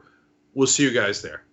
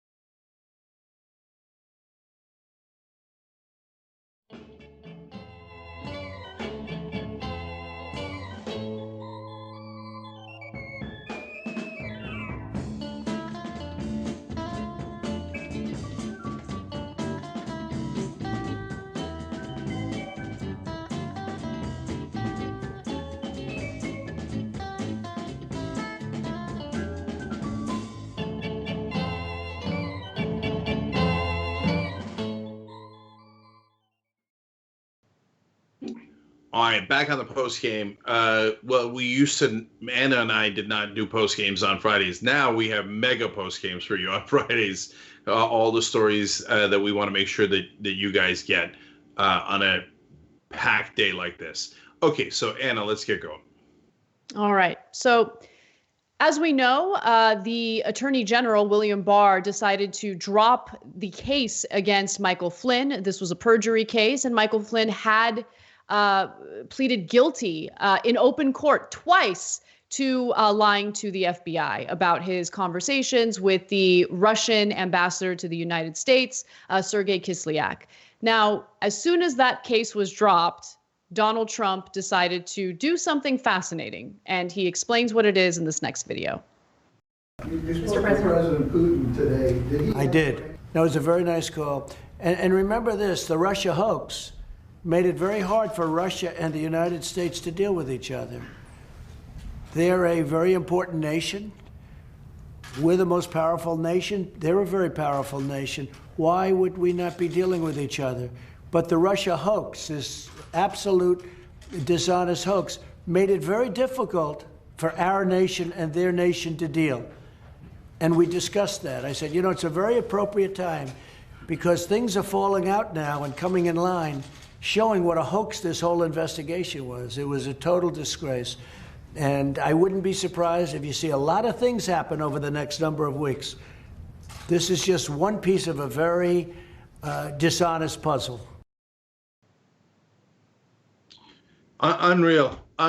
He calls his boss to tell him, hey, boss, I got Flynn's charges dropped. So don't worry. They're not investigating the connection to me and you at all. There's no justice left in America. Are you happy, boss? Are you happy, boss? And I'm sure Putin patted him on the head and was like, good boy, good little orange boy. But as usual, Trump, so blindingly stupid that he rushes out to tell the press that he called his boss to brag about how he got the Flynn charges dropped. Why are you telling people about how you called Putin to brag about it? Unreal. Because it doesn't matter, Cenk, because it doesn't matter, like, what's going to happen. Like, nothing's going to happen. And nothing can happen. Okay, so he called Putin. Look, the Russia case was one thing. The impeachment investigation showed that Donald Trump coerced a world leader in, potentially digging up dirt on his political. No, it was even worse than that. He didn't even want a real investigation into Biden. He wanted an announcement on an investigation into Joe Biden in order to hurt him in the general election. Donald Trump was, impeached for doing that by the House, but he was exonerated by the Senate. He's untouchable. It doesn't matter. He does it because he knows that there will never be any consequences. There haven't been. I'm so frustrated by two things consistently. One is the pathetic weakness of Democratic leadership, and number two is the complicit nature of our corporate media. So in this particular case, for God's sake, get his goddamn taxes, get his Deutsche Bank records. He owes money to the Russians. How do I know that? His sons have said it over and over again. Every available public evidence says that he owes money to the Russians. You think that might be relevant, you idiots? And so, nope. In their epic incompetence, Pelosi, Hoyer, Schumer, you name it, Schiff, they didn't even charge him on any of that. They didn't charge him on the law breaking on campaign finance violations. They didn't charge him with any law breaking. And then what did the media do? Adam Schiff was amazing. The way that he gave a vague charges of Donald Trump without a single crime stated, and with not getting into any of the evidence of his financial ties and the money he owes to foreign governments. Adam Schiff was brilliant. Nancy Pelosi's a queen. The way she claps, the way she rips up things. So the media sucks. The corporate Democrats suck. This guy is a clear, obvious criminal, Donald Trump. And by the way, parts of the left that keep kissing his ass over Russia. And, oh my God, you're doing Russiagate. Okay, I can't stand any of it. It's the most obvious thing in the world. He did it before, too. When he fired Comey, he invited the Russian foreign minister and the Russian ambassador into the Oval Office and said to them, don't worry, I got rid of Comey and we don't have to worry about it. He said it. He said it to them. It's so goddamn obvious that he's reporting into his superiors. And nope. Everybody's in a tribe, and whatever tribe you're in, we all have groupthink, and that's all we're going to do. So God help young Turks, because we actually look at the evidence and then don't go into just preconceived tribes. So the guy's so unbelievably guilty, and no one's ever going to do anything about it. Well, let's talk about unemployment, because that's a huge story, continues to get bigger. So the unemployment rate in the United States is now at a staggering 14.7%, with 20 million jobs lost in the month of April alone. So this new report by the Labor Department indicates that the jobless numbers shatter the post-World War II record of an unemployment rate of 10.8%. To give you some more stats from this devastating report, the number of unemployed Americans was listed at 23.1 million. The number of people who usually work full-time dropped by 15 million over the month of April, and the number who usually work part-time declined by 7.4 million. Now, the White House Council of Economic Advisors attempted to downplay the report, tweeting the following: while April's jobs numbers may astound Americans, the strong economy earlier this year put us in a better position to make temporary economic sacrifices to slow COVID-19 spread. After all, the unemployment rate stood at a 50-year low of 3.5% only 2 months ago. Now, the Council of Economic Advisors under the Trump administration has a clear incentive to downplay the devastation in the economy, and so does Donald Trump, which is what he's about to do in this next video. The numbers are terrible. No, it's but fully we know expected. why. Yeah, it's fully expected. There's no surprise. Everybody knows that. Somebody said, oh, look at this. Well, even the Democrats aren't blaming me for that. Even the Democrats aren't blaming me for that. Okay. Yeah, I mean, look, there's two components to that. Number one, when did the Democrats ever fight you effectively? Ever. And again, the kiss asses of, establishment in Washington, when they saw that quote, they were like, huh, can you believe he lied about that? The Democrats have been holding him accountable so well. Really? I mean, we live on different planets, man. We all do. But the more relevant part here, of course, is the numbers are horrific. Somebody made a great point on social media. I'm sorry that I don't remember their name, but they said, we were doing great 2 months ago, and now we have the worst numbers in American history. It's like saying the Titanic was doing great 2 hours ago. We were cruising along in the ocean without a problem in the world. I mean, now we're at the bottom of the ocean, but 2 hours ago we were doing great. It is pretty incredible. So in the same interview, Trump had some thoughts about what we need to do in order to get the economy back in shape. Let's take a look. But what I can do is I'll bring it back. Look, I created with a lot of great people and with the country, because our country's warriors, and now maybe more than ever, because they're going back to work and they're warriors. We created the greatest economy in the history of the world, best we've ever had, best employment numbers, best stock markets, best number of jobs in every way. The best economy in the history of the world, the strongest economy we've ever had, and we had to close it, which is artificial. We artificially closed it. Those jobs will all be back, and they'll be back very soon. And next year, we're going to have a phenomenal year. People are ready to go. So it's no surprise that he's starting to urge the economy to open back up. There have been a number of states, 17 specifically, that have prematurely opened their economies back up. And we're now seeing a spike in the number of corona cases in those states. So it's not the right way to handle it for both the economy and for human lives, because if you continuously see this spike in coronavirus cases, then it's going to drag these stay-at-home orders longer than they need to be in other parts of the country. It's counterproductive. It makes no sense. But I also want to we've done this a million times, but okay, I'll do it again in the context of this story. even before COVID-19, the economy was a house of cards. We know that because the stock market took a massive dip because of oil prices going down, right? There was initially an overproduction of oil.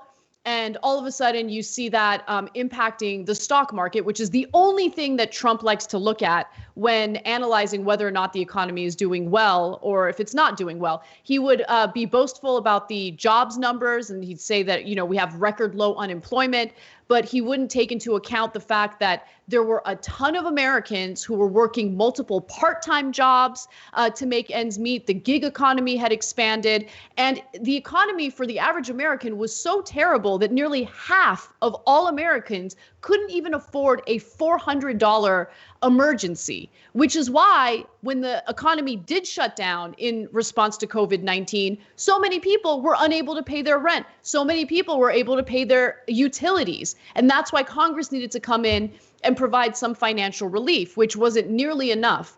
But the economy was not actually doing well. And if all you care about is the stock market, think about the fact that the stock market plummeted immediately because those share prices are based on nothing. They're artificially inflated because all these companies took their Trump tax cuts and they bought their own stocks, right? Shares of their own stock. And that's not a good economy. It's just not. And no journalist will, punch him back with the facts of this. Like, they just don't. They just accept that the economy was doing great. It clearly wasn't.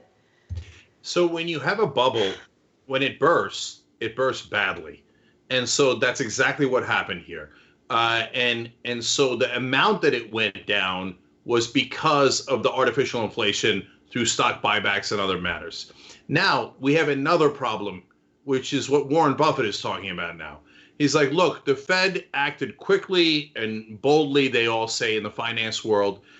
But he sounded a very important warning when he said, the Fed has now taken significant risk, and no one really knows what happens if that goes wrong. And that's absolutely true. I've talked to countless people who've written books about the Fed, who are experts on the Fed, who worked at the top levels in finance. And the Fed is now not just buying Treasury, not just buying safe assets, they're buying corporate bonds that are high risk. So what happens if those go wrong? No one knows. So if the Fed has some sort of cataclysmic event, we're all screwed. And why are they doing this? Partly to shore up the economy, but also partly because Trump is running out of time and he's putting a world of pressure on them. The election's in November, and all he ever does is hype. But a lot of those jobs will come back if we can get out, hopefully in a couple of months, but a lot of them won't. And so he needs to pretend, he needs the Fed and everything else to artificially inflate before November. Because at the end of the day, when people go to vote, Trump can say, oh, everything's going to be great leading up to the election. But on the day of the election, if things are not great, he is going to lose. So that's why they're taking tremendous risk with the economy by trying to overinflate now and by going too quickly now to reopen. So Trump is pushing you out the door to reopen, but as soon as someone in the White House gets coronavirus, he's in a stone cold panic because he will not do likewise. If you ask him to do the things that he's asking you to do, he wouldn't do it in a million years. He's playing with your life so that he can protect his career. Yeah, so let's talk about that real quick because I think it's important. So Donald Trump is trying to urge states to open, the economy back up, get people back to work, because he knows that a good economy is going to help him get reelected. But what's interesting is to see how he reacted to people around him, near him in the White House, testing positive for COVID-19. So first, we found earlier this week that one of his valets tested positive for COVID-19. NBC News reports that one of President Donald Trump's personal valets, who works in the West Wing serving the president his meals, among other duties, has tested positive for coronavirus. But here's the interesting part. After learning that one of his valets was infected, Trump became lava-level mad at his staff and said he doesn't feel it is doing all it can to protect him, according to a person close to the White House. So he completely panicked about it. He was outraged because he feels like he's not insulated enough from this virus. But he has absolutely no problem pushing average Americans to go out there and risk their lives in order to help the economy recover. How could people not see it? How could people not see what an unbelievable fraud this guy is? So he runs on being a populist, and he's such an elitist that he yells at his staff because his valet was not tested enough. So look at the two giant hypocrisies there. He's telling everybody, testing, what's a big deal? We don't need that many tests. I don't think the tests are that important. Meanwhile, they get tested every single day. The elites do, and Trump does. And he's like, oh, I do declare we didn't test the valet enough. Oh, I'm so mad at you, Smithers, right? So while he tells you you don't get tested, he gets tested endlessly and everyone around him. And if there's ever a mistake about it, he's like, oh, my life is in danger. I don't give a damn about your life. What am I supposed to represent you as president? And then on the reopening, he's like, get out there, go back into the meat factories, go back into the mines, go back to enclosed spaces. I don't give a damn about you. As soon as someone around him is infected, oh my God, how could this happen? I don't want to be exposed at all. I want no risk for myself. Maximum risk for you guys, zero risk for Donald Trump. He's an elitist. He doesn't care about you at all, has never cared about you. He's just a sick, sick man. And anyone who can't see that, I feel so sad for. So let's talk a little bit about what the solutions have been, or proposed solutions have been from some Democrats.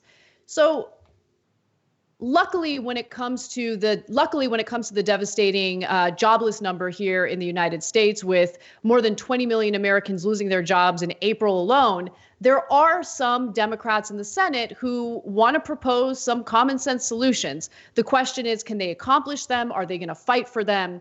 And the latest proposal that we're seeing comes from Senators Kamala Harris, Bernie Sanders, and Ed Markey, who will release their monthly Economic Crisis Support Act. It would dramatically expand upon the $1,200 sent to Americans as part of March's gargantuan coronavirus response bill. Now, this legislation is definitely much more robust compared to what average Americans were given in the previous relief bill. For instance, the legislation would send a monthly $2,000 check to people who make less than $120,000. It would also expand to $4,000 to married couples who file taxes jointly, and also provide an additional $2,000 for each child up to the age of 3.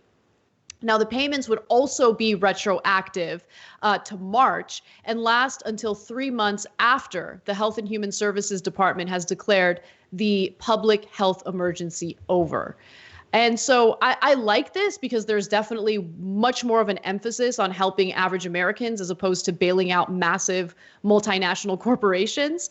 But the question is this the type of solution or proposal that would even get the time of day in the Senate, which is, of course, controlled by the Republicans? So the original bill gave away trillions and trillions of dollars to the largest corporations in the world. So now, of course, the number one thing everybody's talking about is, can we afford this new bill? Look, under normal circumstances, without any context, that would be a fair question. But it's amazing, but still disheartening at this late date for me, that when they're giving away the store to corporations, that question about can we afford it, what will the debt be, what will the deficit be, is never asked. And the minute we turn to how can we help average Americans, every article asks, how can we afford it? Is it possible? Is it doable? Etc. So, by the way, I don't know if the progressives will like this, but I think that the question should be asked in both instances, not in neither instance. And then, I would want to see, if I was president or a senator that was thinking about supporting this, yes, how much does it cost? Yes, how much benefit does it give you? How much money does it circulate in the economy? How much does that help? What are the positive effects of that? And what happens if we don't pass it? So those are the things that I would look to see if this made sense. But right now, I'd be disinclined to look at any of that, since we already gave away $6 trillion to the corporations. Why wouldn't we help the average American? And so, Right. and if you say, no, I'm not going to help the average American, then I say, hey, you know what? Then I want to reconsider whether the Fed should give $4 trillion in guarantees to the corporations. Isn't that fair? All right, let's bring that back. There's no reason we can't bring that back. That's also legislation, right? So let's be fair about this, and let's be fair to the American people. And by the way, as progressives, let's be fair to establishment Democrats that are helping in this, including Kamala Harris. So Kamala Harris joining two good progressives, Bernie Sanders and Ed Markey, in putting this forward. So great, credit where credit is due.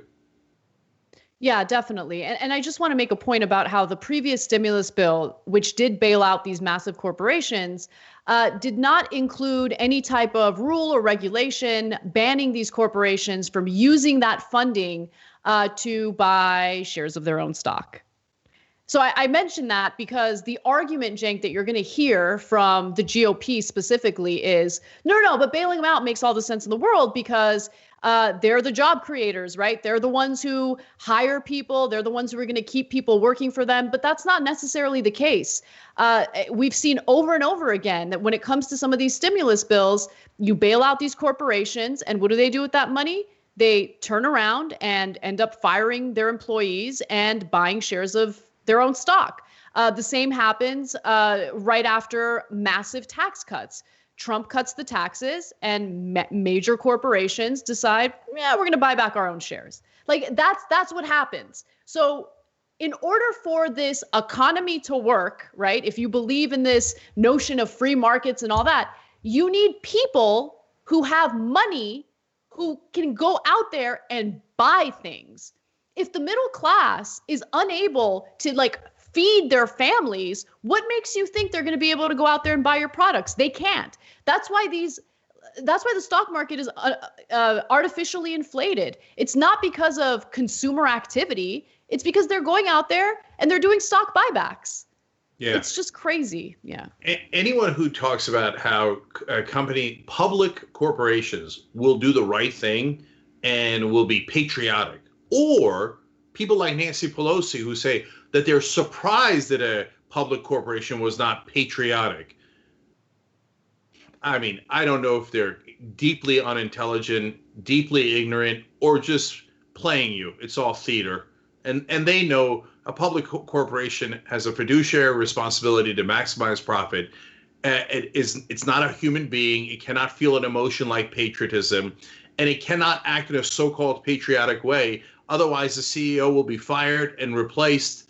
It can't do any of that. It's a machine. Once it gets hooked into the stock market and it's a public corporation, it becomes part of a greed machine that is unstoppable. So private companies are different, but public corporations are never, ever going to voluntarily do the right thing. It's an absurd conversation to have. And they have it every time as if it's true. So look, on the other hand, credit where credit is due. Here is a significant faction of the Democratic Party pushing to actually get relief to actual Americans who are human beings and not corporations. So if they keep going in that direction, wonderful. All we care about is the facts and passing the right legislation. All right. Well, switching gears back to people who tested positive for coronavirus. Katie Miller, who is Stephen Miller's wife and also works for Mike Pence in the White House, has tested positive for coronavirus. This is now the second White House staffer who has tested positive for coronavirus. Earlier this week, we learned of Donald Trump's personal valet also testing positive. And so how is Donald Trump handling this news? Well, take a look at this video. She's a wonderful young woman. Katie, she tested very good for a long period of time, and then all of a sudden today she tested positive. So she tested positive out of the blue. This is why the whole concept of tests aren't necessarily great. The tests are perfect, but something can happen between a test where it's good and then something happens and all of a sudden she was tested very recently and tested negative. And then today, I guess, for some reason, she tested positive. Yeah, okay. So two things here. First, just a note of caution. Stephen Miller is the main policy guy and speechwriter for Donald Trump at this point. He's deeply anti-immigrant. He's a terrible, terrible person. But don't get into the thing of like, oh, Katie Miller works for Donald Trump. Oh, she's married to Steve Miller. Ha ha, she has coronavirus. Don't do that. Okay, they're all humans. We hope to get better. Okay, now on to Trump, the important part here in that video. So I don't know about this testing. You tested and all out of the blue, she has it. Yeah, that's why you test. If you didn't test, she would have still had it out of the blue, and you wouldn't have known, and then Steve Miller would have gotten it, and then likely you would have gotten it. I don't know about this testing. I don't know if it, yeah, and then all of a sudden, out of the blue, she gets it. Yes, it's a virus. What did you think it was going to come in with, like, you know, those air traffic guys, like with a big orange vest and the thing like this, the planes, right? I'm coming, coronavirus coming in. No, coronavirus, it's a virus. Of course you don't know it's coming. It's on surfaces, it's airborne. It, by definition, comes out of the blue. That's why more testing is critical so it doesn't spread. You guys in the White House have infinite testing. They all get tested every single day because they're the elites. And that's a good thing. But Trump says, well, I don't know about the testing. Why? He is super mad that his valet had it. And apparently, maybe he wants everybody tested by the hour. But when it comes to you, he doesn't want you to get tested because then the number of cases in his mind goes up. The number of cases go up no matter what. We just don't know about it. He's trying to do a China-like cover-up on the, and that's why he's against testing publicly. But meanwhile, internally, he gets everybody tested nonstop. No, what I mean, like his statement there is so incredibly dangerous because we already know there are all sorts of terrible conspiracy theories out there about coronavirus, all sorts of misinformation that could lead people to not take it as seriously as they should, right? And then on top of that, what he's doing is he's planting this seed to make people think that the testing isn't even reliable. And that accomplishes a few different things for him. If, first of all, he has not succeeded in providing widespread testing to the public, and he's gotten a lot of criticism for that. But if he makes people think that the testing isn't really reliable, well, then maybe he can cover up for the fact that he's failed in providing that testing. People will be like, oh, is testing really that important when the results are not that reliable? And then at the same time, you're right, Cenk, like it's not like he wouldn't be able to pursue widespread testing. He just doesn't want to. And he admitted that himself. He clearly stated it. He said more testing means more positive results. And that doesn't look good for me. You know, it's just, yeah. Look, it's Anna gave a slight paraphrase there, but he said it this week. You could look it up. Apparently, he told reporters off camera, well, you know, the more we test, the more people are going to know and have higher cases. And he views that as a scorecard. You know, he views everything as ratings, right? And so he looks at polling as a scorecard, which in political context makes sense. But when you look at people's health care and when you look at people's lives as a scorecard, and you're not doing well in that scorecard, so you try to cover it up, well, that's what autocratic, tyrannical governments do. Because they don't care about the well-being of their citizens. They only care about their own reputation. When it comes to his well-being, he's very concerned about Stephen Miller's wife having it, his valet having it. But when it comes to your well-being, he's like, I don't know about the testing. I mean, all of a sudden it looks like you can get it out of the blue. Of course you can, and that's why you do the testing. Yep. All right, we're out of time, so we gotta go. It's been a crazy week. Hopefully things calm down a little bit. Okay. Yeah. It has indeed. It has indeed. Yeah. I don't know that anything's ever going to calm down. I'll leave on this for the weekend. We will all look back at 2020 and go, Jesus Christ, what a year. I mean, I don't know. I feel like we're going to look back at 2020 and ask ourselves, geez, we thought it was really bad back then. Look at us now, because that's what keeps happening.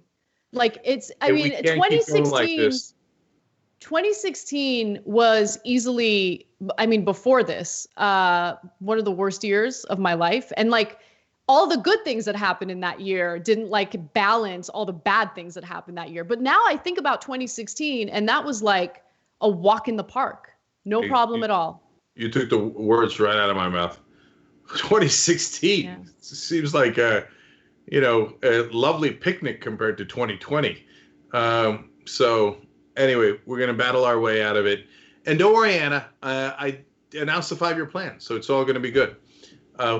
We just got to get there. For God's sake, we got to get there. All right. Much love, everybody. Have a great weekend. We'll see you on Monday.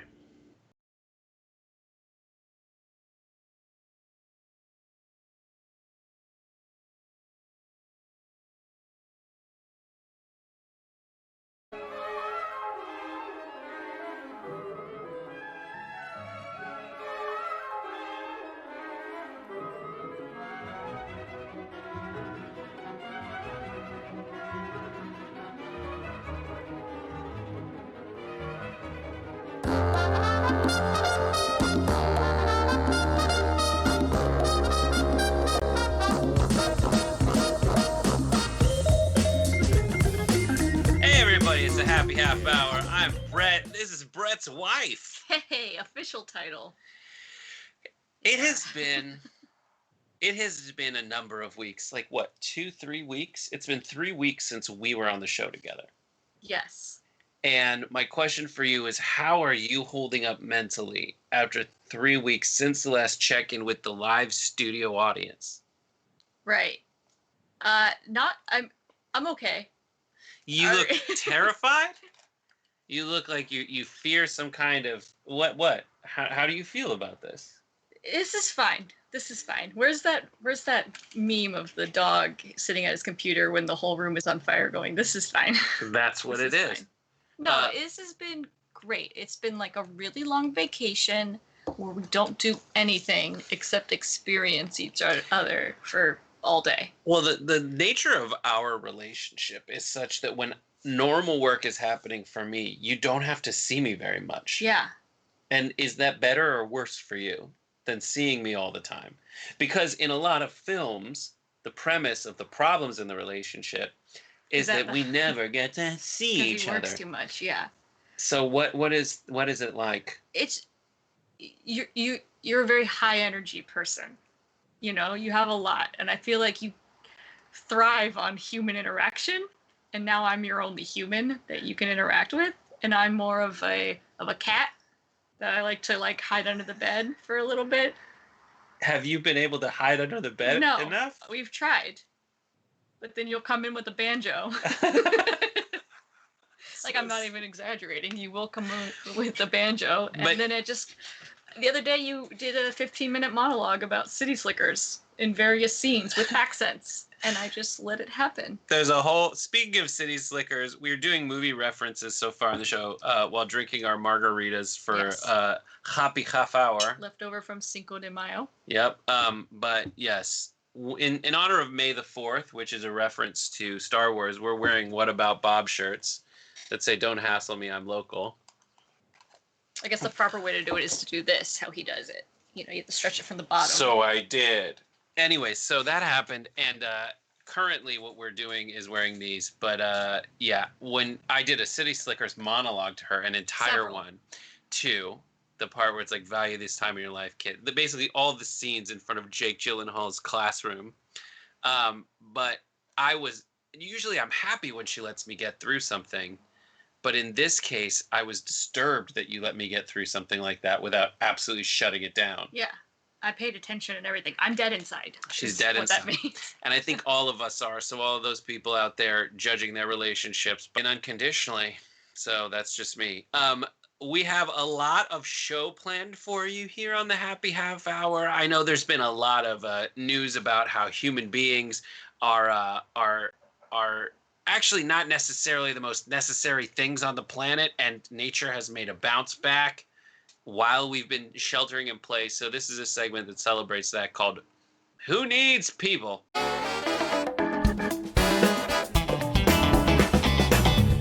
right, so Who Needs People? First up is in Turkey, there's a person whose name is Recep Soylu who put this online. Let's take a look. So here's what's happening. There are a bunch of sheep taking over a street in downtown Turkey. He said the flock of sheep invades Turkey's city of Samsun last night during the coronavirus lockdown. This is the kind of thing where you're pretty sure this scene happened in 12 Monkeys, and it took years before the sheep took over. Wait, where did they come from? The sheep zones. Is there are there wild sheep in Turkey that are elsewhere? They And all now they're used to coming be in people. looking for. What are they doing? But I think that uncertainty as to what's happening is exactly why this image is so terrifying. Yeah.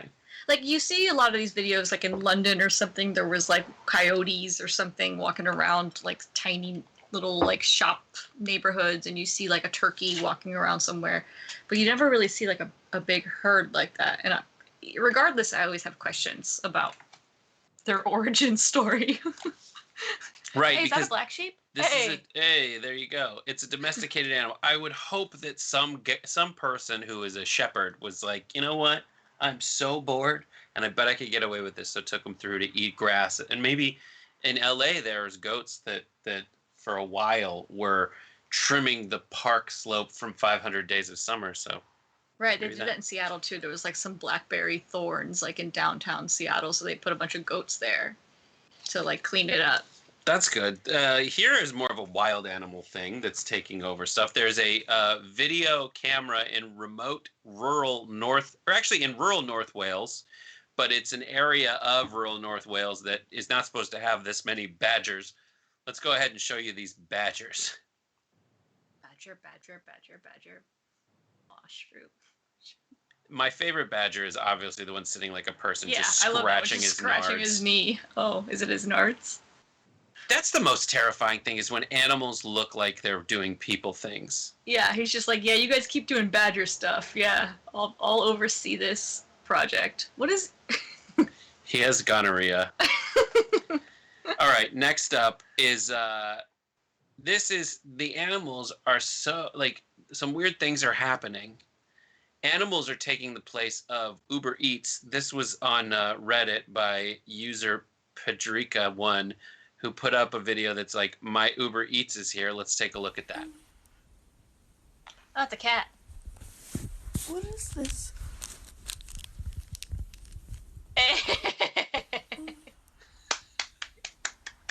The cat brought. What is this?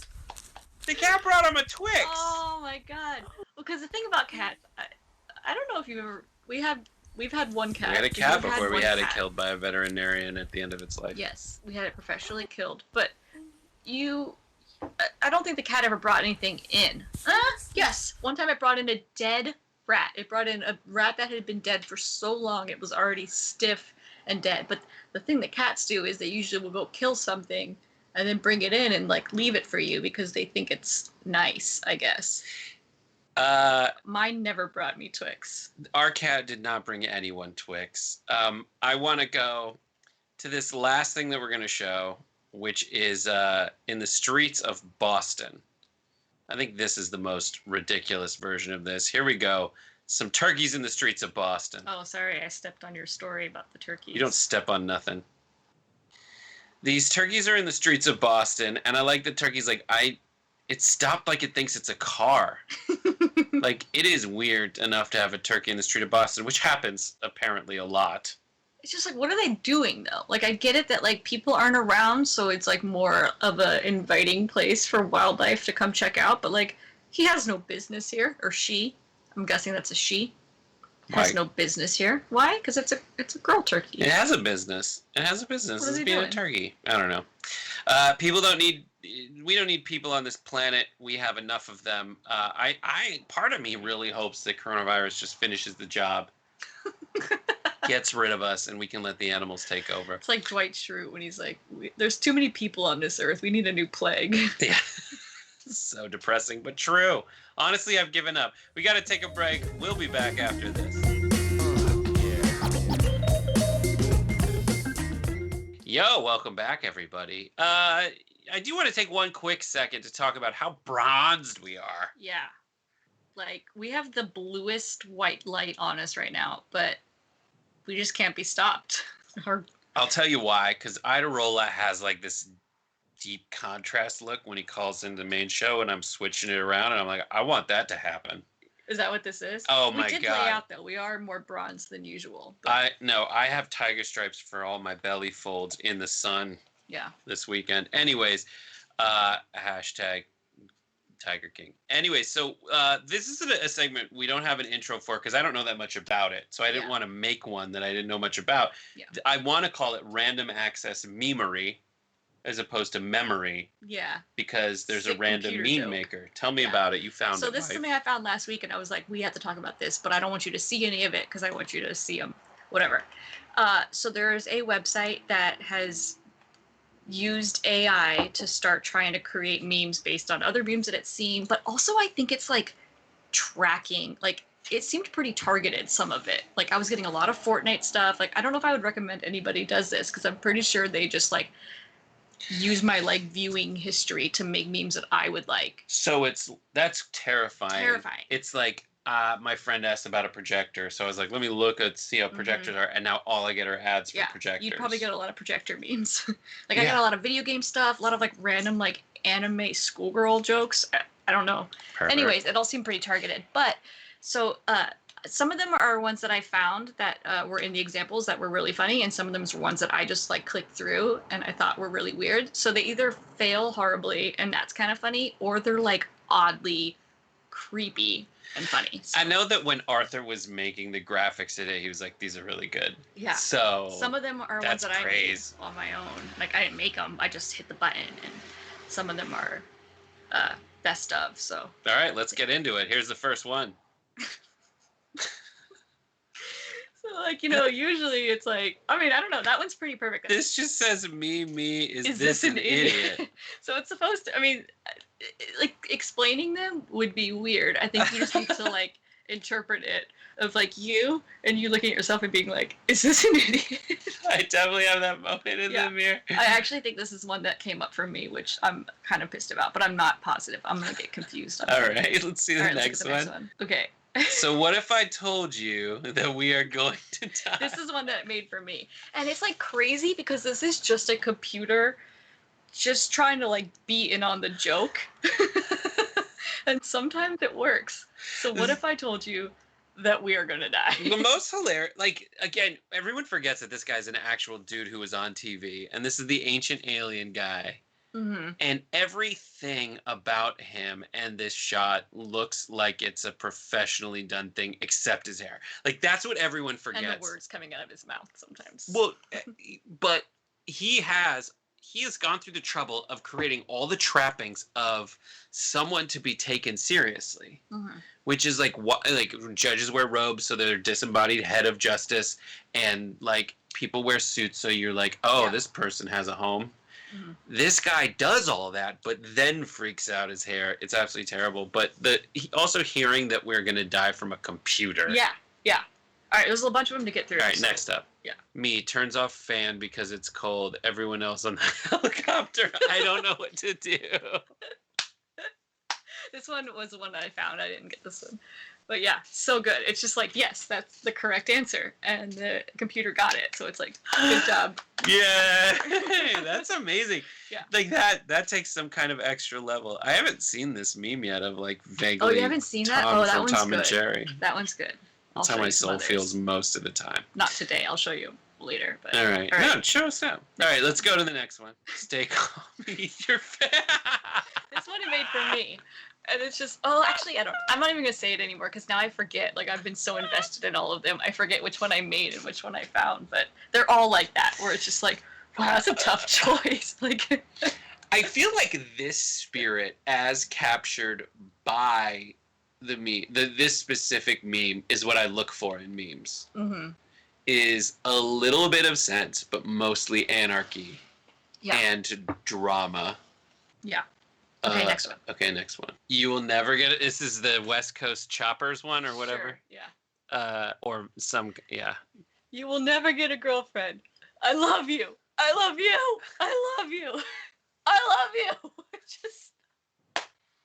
The computer just ran out of jokes, but somehow it's right. Them shouting at each other that they love each other. The extra aspect of this is what computers think of us. Yeah. Oh, it's got so many layers to like how weird it is. And like it works sometimes. Whether it's conscious or not, the computer, because it's not conscious, but it's trying to learn from us. I don't know. I have one that's gonna make you question. All right, let's whether get to it. Let's see the next one. Right. This one came up for me. Me watching the state of the schoolgirl meme. It's the. I don't know what it means. I think it means that you're both okay with it and upset with yourself about you watching the state of the school. I have no idea. There is so much to unpack here because this isn't the first one that has just put me everywhere. Which means that if it's trying to learn memery from everyone, it's learning how self-centered it is. Yeah. And also, like, anime schoolgirl. I would like to say some things that I've never seen together are the state of the schoolgirl. Oh, yeah. I've never seen those words together. There was a lot of examples of, like, where they almost got a sentence right. Got it. Let's see the next one. Okay. One does not simply confuse the dead. Yes, they do. Yes, they do. This was the one that came from me, too. They do. Yeah. They do. They confuse the dead. One does not simply confuse the dead. I don't know. Sure. I don't know. The dead are confused by this meme, to be honest. All right, let's see the next one. Me, when you are the one thing you have to do, the fate, I can't. This one I feel like is about masturbating while looking in the mirror, where you're both disgusted and still looking at your face. I have no idea. I was trying to interpret it. This one came up for me, but that wasn't like an admission of guilt or anything. But how often are you masturbating in the mirror? I don't know. Apparently the AI knows more than I don't think I've ever done that. Anyways. I don't know. I was trying to make sense of it. Moving on. This is the one where I was like, oh, it's become sentient. What is a meme, and why am I one of... Wow, that's good. And why am I one of them? Why are any of us any of them? That one, when I saw it, I was like, oh, that's creepy. I think this is from Escape to Witch Mountain. Yeah. All right, the final two, I think, are the ones. All right, let's do it. I don't even know what to make of this. Me, my friends, and death. We're like, yeah, friends are cool, but damn. This is how everyone feels when they get invited to that like Zoom brunch they don't want to go to. Like, I don't want to eat brunch with you in real life. I definitely don't. I'd rather die. You're just re-enlisting for another day of existence when you're like, damn. Death, though. The friends are absolutely justified in this. All right. Last one. And last. This one. Country roads take me home to the place where I began in West Virginia. Oh my God. I don't get it. This separates the two concepts we infuse in our mind. That's what I found. I didn't make this one. Take me home. West Virginia. We've all been there. I don't know. I mean, it's equal parts creepy and just like, oh, you just got to go with it. We do have to go with it. We have to go to... Howdy. Oh, God. So good to be back here. I have to pee so bad. Just do it. All right. That's a TikTok challenge, is the pee your pants challenge. All right. We don't have a lot of time, so let's get right into it. The best thing ever of the week. There are a lot of things right now that are the best thing ever of the week. First, I really wanted your ideas and thoughts about this. There's a Japanese mayor of Osaka. Hi. And he said he really wants people to send the men to the grocery store instead of the women in a time of coronavirus. And here's his explanation for why. Women take a longer time grocery shopping because they browse through different products and weigh out which option is best. Men quickly grab what they're told to buy so they won't linger at the supermarket. That avoids close contact with others. Ichiromatsu. What are your thoughts on that? As a woman, I'm told. I mean, it's sort of true, right? Like, sometimes I'll just go and I'll be like, I'll let the aisles speak to me. My mom will do that too. You don't really fall into either of those categories, though, because you'll just wander off and you'll start dancing at the mangoes, and that's not an exaggeration at all. You'll just be over there, you'll be like, because like Whitney Houston will come on the Whole Foods like speaker. Whole Foods has like, my jams. I wanna dance with somebody. Whole Foods has hella jams. Yeah, but if I set you with a list, you would. What he says applies to you. However, what he says applies to me, and I'm a dude, but I also am like, I want to browse through different products and weigh out which. Yeah, you'll options. go to the chip aisle. Like, I think the moral of the story is just make a list and stick to it if that's what it is. Which we have done, and we did. Yeah. And we ended up with tons of margarita mix. Yeah. Okay, so I think it's a little bit sexist. I think just people should make a list and stick to it, and that's a way better way of phrasing it. Send the person. There's always a person relative to each other who is going to spend less time at a supermarket. Just send that person regardless of the job. I can get in there real quick because I know the route also. That's the other part. That's the other thing. That, like, you might not know. Like, I know my route. Why are the plastic trash bags in a different place from the plastic food bags? They're both plastic bags. Yeah. Oh, I want to be a grocery store consultant on some of them. Like, our Ralph's is weird. They have the chips and the goldfish crackers in two different That was sizes. my friend's dad that's what was his job. Oh, I would love to do that. RJ, call us up. Okay, so next up, the second best thing ever of the week is someone tweeted out, my kid wrote a song called I Wonder What's Inside Your Butthole. I'll tell you, kid. We'll find out what her song sounds like. Here we go. I wonder what's inside your butthole. I wonder what's inside your butthole. Maybe there's astronauts and maybe there's aliens all inside. Cuts off, by the way. The parents had a kid and probably have heard this song a billion times. That's like a song that you would make, first of all. That's how most of my songs go. Okay, first of all, she's kind of talented. How does a kid that size remember all those terms? It's not like a derivative like melody that we've heard. I think that's an original tune. There's different parts. And just to underscore how... Oh my god. She knows what playing a guitar looks like, but she does not know how to play a guitar. Yeah.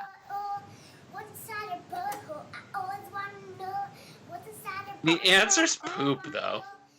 Or polyps, depending on where you're at in life. One time I was on a plane sitting next to a guy who looked like he was playing a video game that was in a cave. Mm-hmm. Turns out he was a butt doctor, and he was looking at it like a colonoscopy, and he was just going further, further, further. Would you like to know more? Deeper, deeper, deeper, deeper, deeper. And that's how he was looking for polyps. Oh. And he was drinking a Bloody Mary, being like, yeah, more polyps? Bloody Mary might be the grossest thing to drink while looking for polyps. That's true. That's true. Yeah, I think it might be. There's an amazing thing. We all recognize the talent in this kid, but we're not talented. Someone who is extremely talented. So Robert Smith from The Cure saw this, and here's what he put up as a response. Hi everybody, this is Robert Smith from The Cure. Like everyone else, I've been stuck in quarantine here for a couple of months and just looking for inspiration. All inside your butthole, I always want to know what's inside your butthole. Was that I Will Always Love You? I will always love you. Yeah. I was young again. I don't know. It was amazing. I Will Always Love You Inside Your Butthole remix. And a kid is in that mix. Yeah. The answer to what's inside your butthole is cilia, fecal Corn. matter, and corn. Corn kernels. Anyways, thank you guys so much for watching. We're very excited to have you here. I want to say that people who are members and folks that are watching the online version and are following us at HHH on TYT, this amazing haircut that seems way more kempt than it was last week. Wife. I did it. We did it live on Twitch, which TYT is on, BTW. Twitch.tv/TYT. You stream it. We streamed it if you want to see the horrors. But here's a edited version, which the lovely wife has put together. Thank you so much for watching, and we'll see you next time. Bye.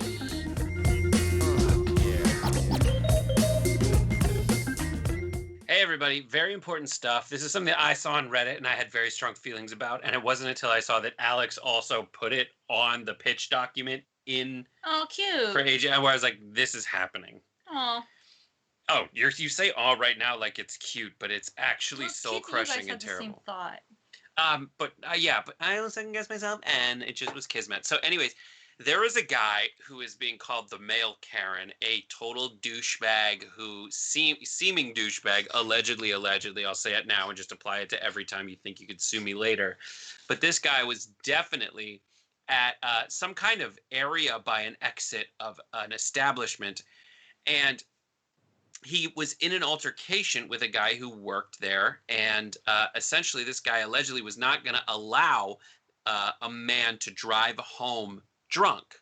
There's definite liability issues with allowing someone drunk to leave your establishment with their keys. It's called the dram shop law. You're not allowed to do that.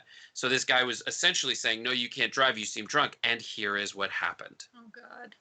Did I punch you? Hey, Did I punch you? Did I punch you? Everybody saw you. Did I punch you? Yes. Did I hit you? You didn't hit me, but you were. You guys want to qualify it? Hey. You better stop. Hey! Jesus Christ. You're done. You're done. Where's Mom? Last night, just losing it. Oh my God, I did not see the headbutt. The first crack of the headbutt got me. Then his face slamming under that dirty reception desk on the ground. It takes a certain type of douchebag for your first instinct to be the headbutt. Yeah, well, that's equal parts douchebag and alcohol problem. Really? That person has an alcohol problem. I would never have the instinct to headbutt anyone unless, and you'd have to get that from a film. That's in a movie, because in movies I always see people fighting and they're like douche, and how is only one person in pain after that? It's both your heads. Don't they call male Karens Chads? Isn't it Chad? Chad is Chad move. Nah, Chad is a specific thing used by the incel community. Oh, I'm sorry. Never mind. To call out dudes who cancel everything I said. Yeah. So the original post says what happened is when the staff wouldn't let him drive drunk, and that's what happened. POS assaulted 2 to 3 innocents, then was put down and is now using his dad's money to actively remove this video from the internet. Oh my God, because it's gonna hurt his case. Well, that's the thing. So before we move on to what the other drama is outside the video is very intense, is you got to hand it to the other dude there. The guy who's like, all right, you're done.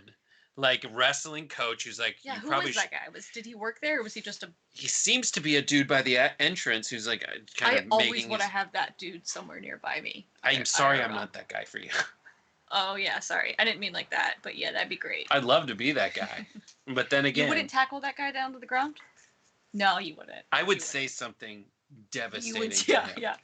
Somebody actually in Twitch chat the other day asked if you'd ever been. They thought that of all the TYT people, you would be the one most likely to be in a street fight, and I was like, nah. No. You would say something toxic and then run. My college roommate is like a fullback. Yeah. That doesn't like to fight or anything, but he always get mad. He would always get mad because I would say things that would. My skill and reason that I'm still alive is finding the worst thing I can say to someone that would not result in them fighting me. Yeah. That's where I live. I get right up to the edge of oh my God, I'm sorry your mom doesn't approve of you. I'm sorry your dad was never proud of you. Oh, wow. Like that. It's he should be proud of you. There's a lot good about you. I can't think of it. But your dad should have been more proud of you. And that's where this is. That would get you headbutted, though, in this situation. If you walked up to that dude and said, I'm sorry your dad was less proud of you, then you probably... Let's call him. Let's call him. Do you have his number? I don't know. But we should call his dad together. That's what we would do. Yeah. But I would probably try to defuse the situation rather than tackle the man to the ground, though I'm very glad this guy got tackled to the ground. So here's what happened is the drama on Reddit is that folks are saying that the moderators started taking it down over and over again as it got reposted and reposted.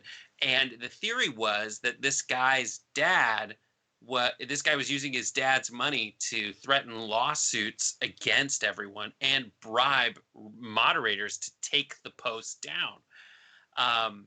Someone's posted, this dude was a male Karen. He's trying to pay to get his video off social media.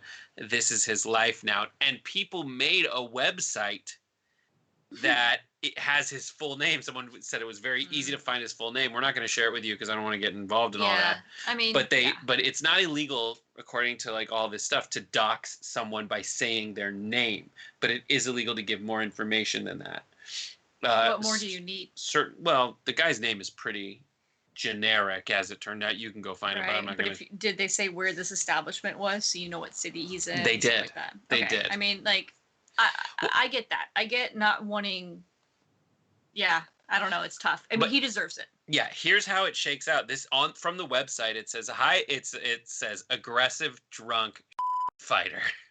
Like, hi there. You've come across a website ensuring that drunk chodes aren't able to buy their way out of acting like shitheads. And they gave his name and where he lives, assaulted a few people, then got dropped like a sack of potatoes. It was caught on film. He then was able to throw some money around in an attempt to avoid repercussions by making tons of DCMA copyright claims. And the website actually lists all the specific claims made against specific people if you click through to it. Yeah, I mean, that's extra. Like, are they pursuing like legal stuff against him assaulting that employee and you know punching out the other employee? Like, is that a separate issue?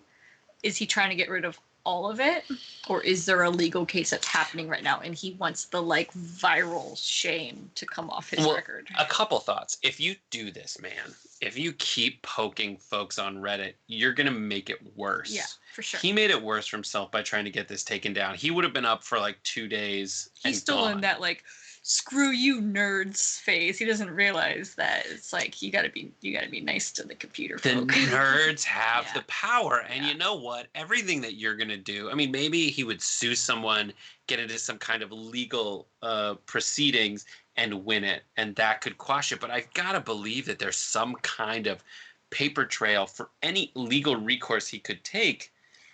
Well, that would put him on a permanent record as being this specific douchebag. Yeah.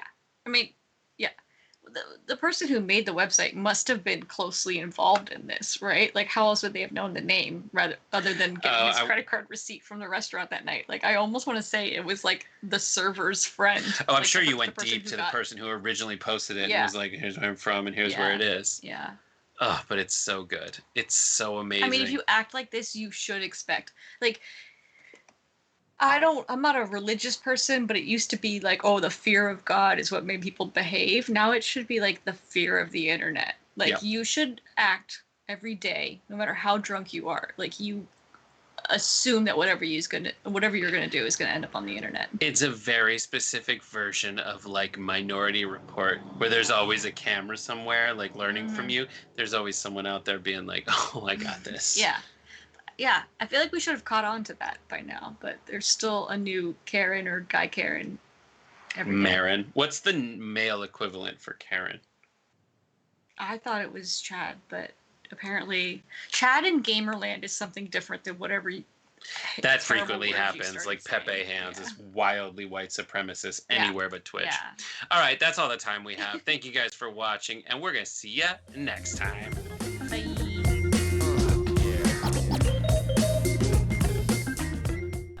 So the question is, do I look okay? Now, that's the big question I have. Like, do we need to do this at all, you mean? Do we need to cut the hair? What would you do to the hair to make it better than it is right now? Let's see. I'm trying to comb through it. I mean, it's super long. Have you ever seen it longer? Maybe. Also, you have not washed. Is there product in There's hair? product in the hair. Oh, great. I mean, I would probably take off like a whole inch. Okay. Now, what would you do to the... And then blend it down to the sides. I watched one YouTube video. So on here, So you're an expert. Yeah. There's like resistance being offered. Do you need the big pink novelty comb? No, I need control. Ow! And I look like the alcohol. I am terrified.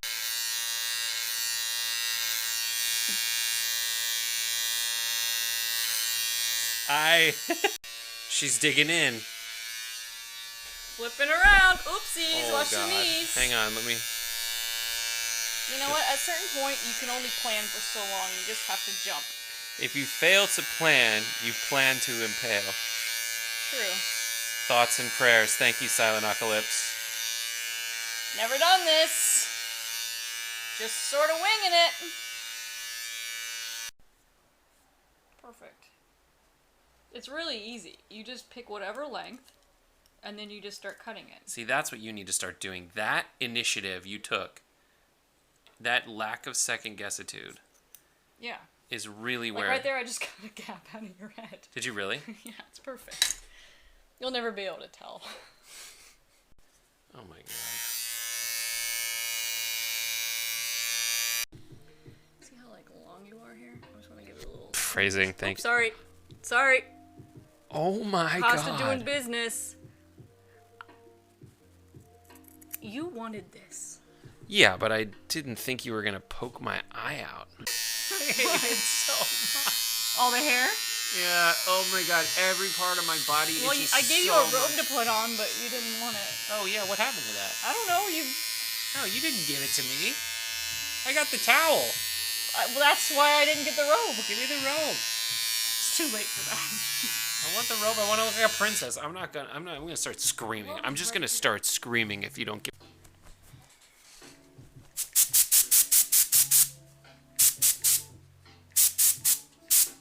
Sorry, you're not bleeding. Oh, sorry. In a second, you're gonna go wash off, and it's gonna be great. Let me just do this.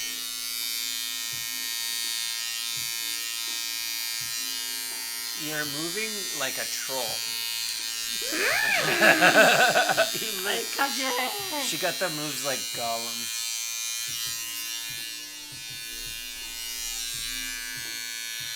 It's like a Don't hurt our breath, topiary or like a bonsai tree or something. You know. With your what? We did it. Thank you for verbally abusing me during all of that. You're a terrible. So as I was patient. taking, I'm an I feel impatient. bad for arming stuff for people you pay. It doesn't work on you anymore.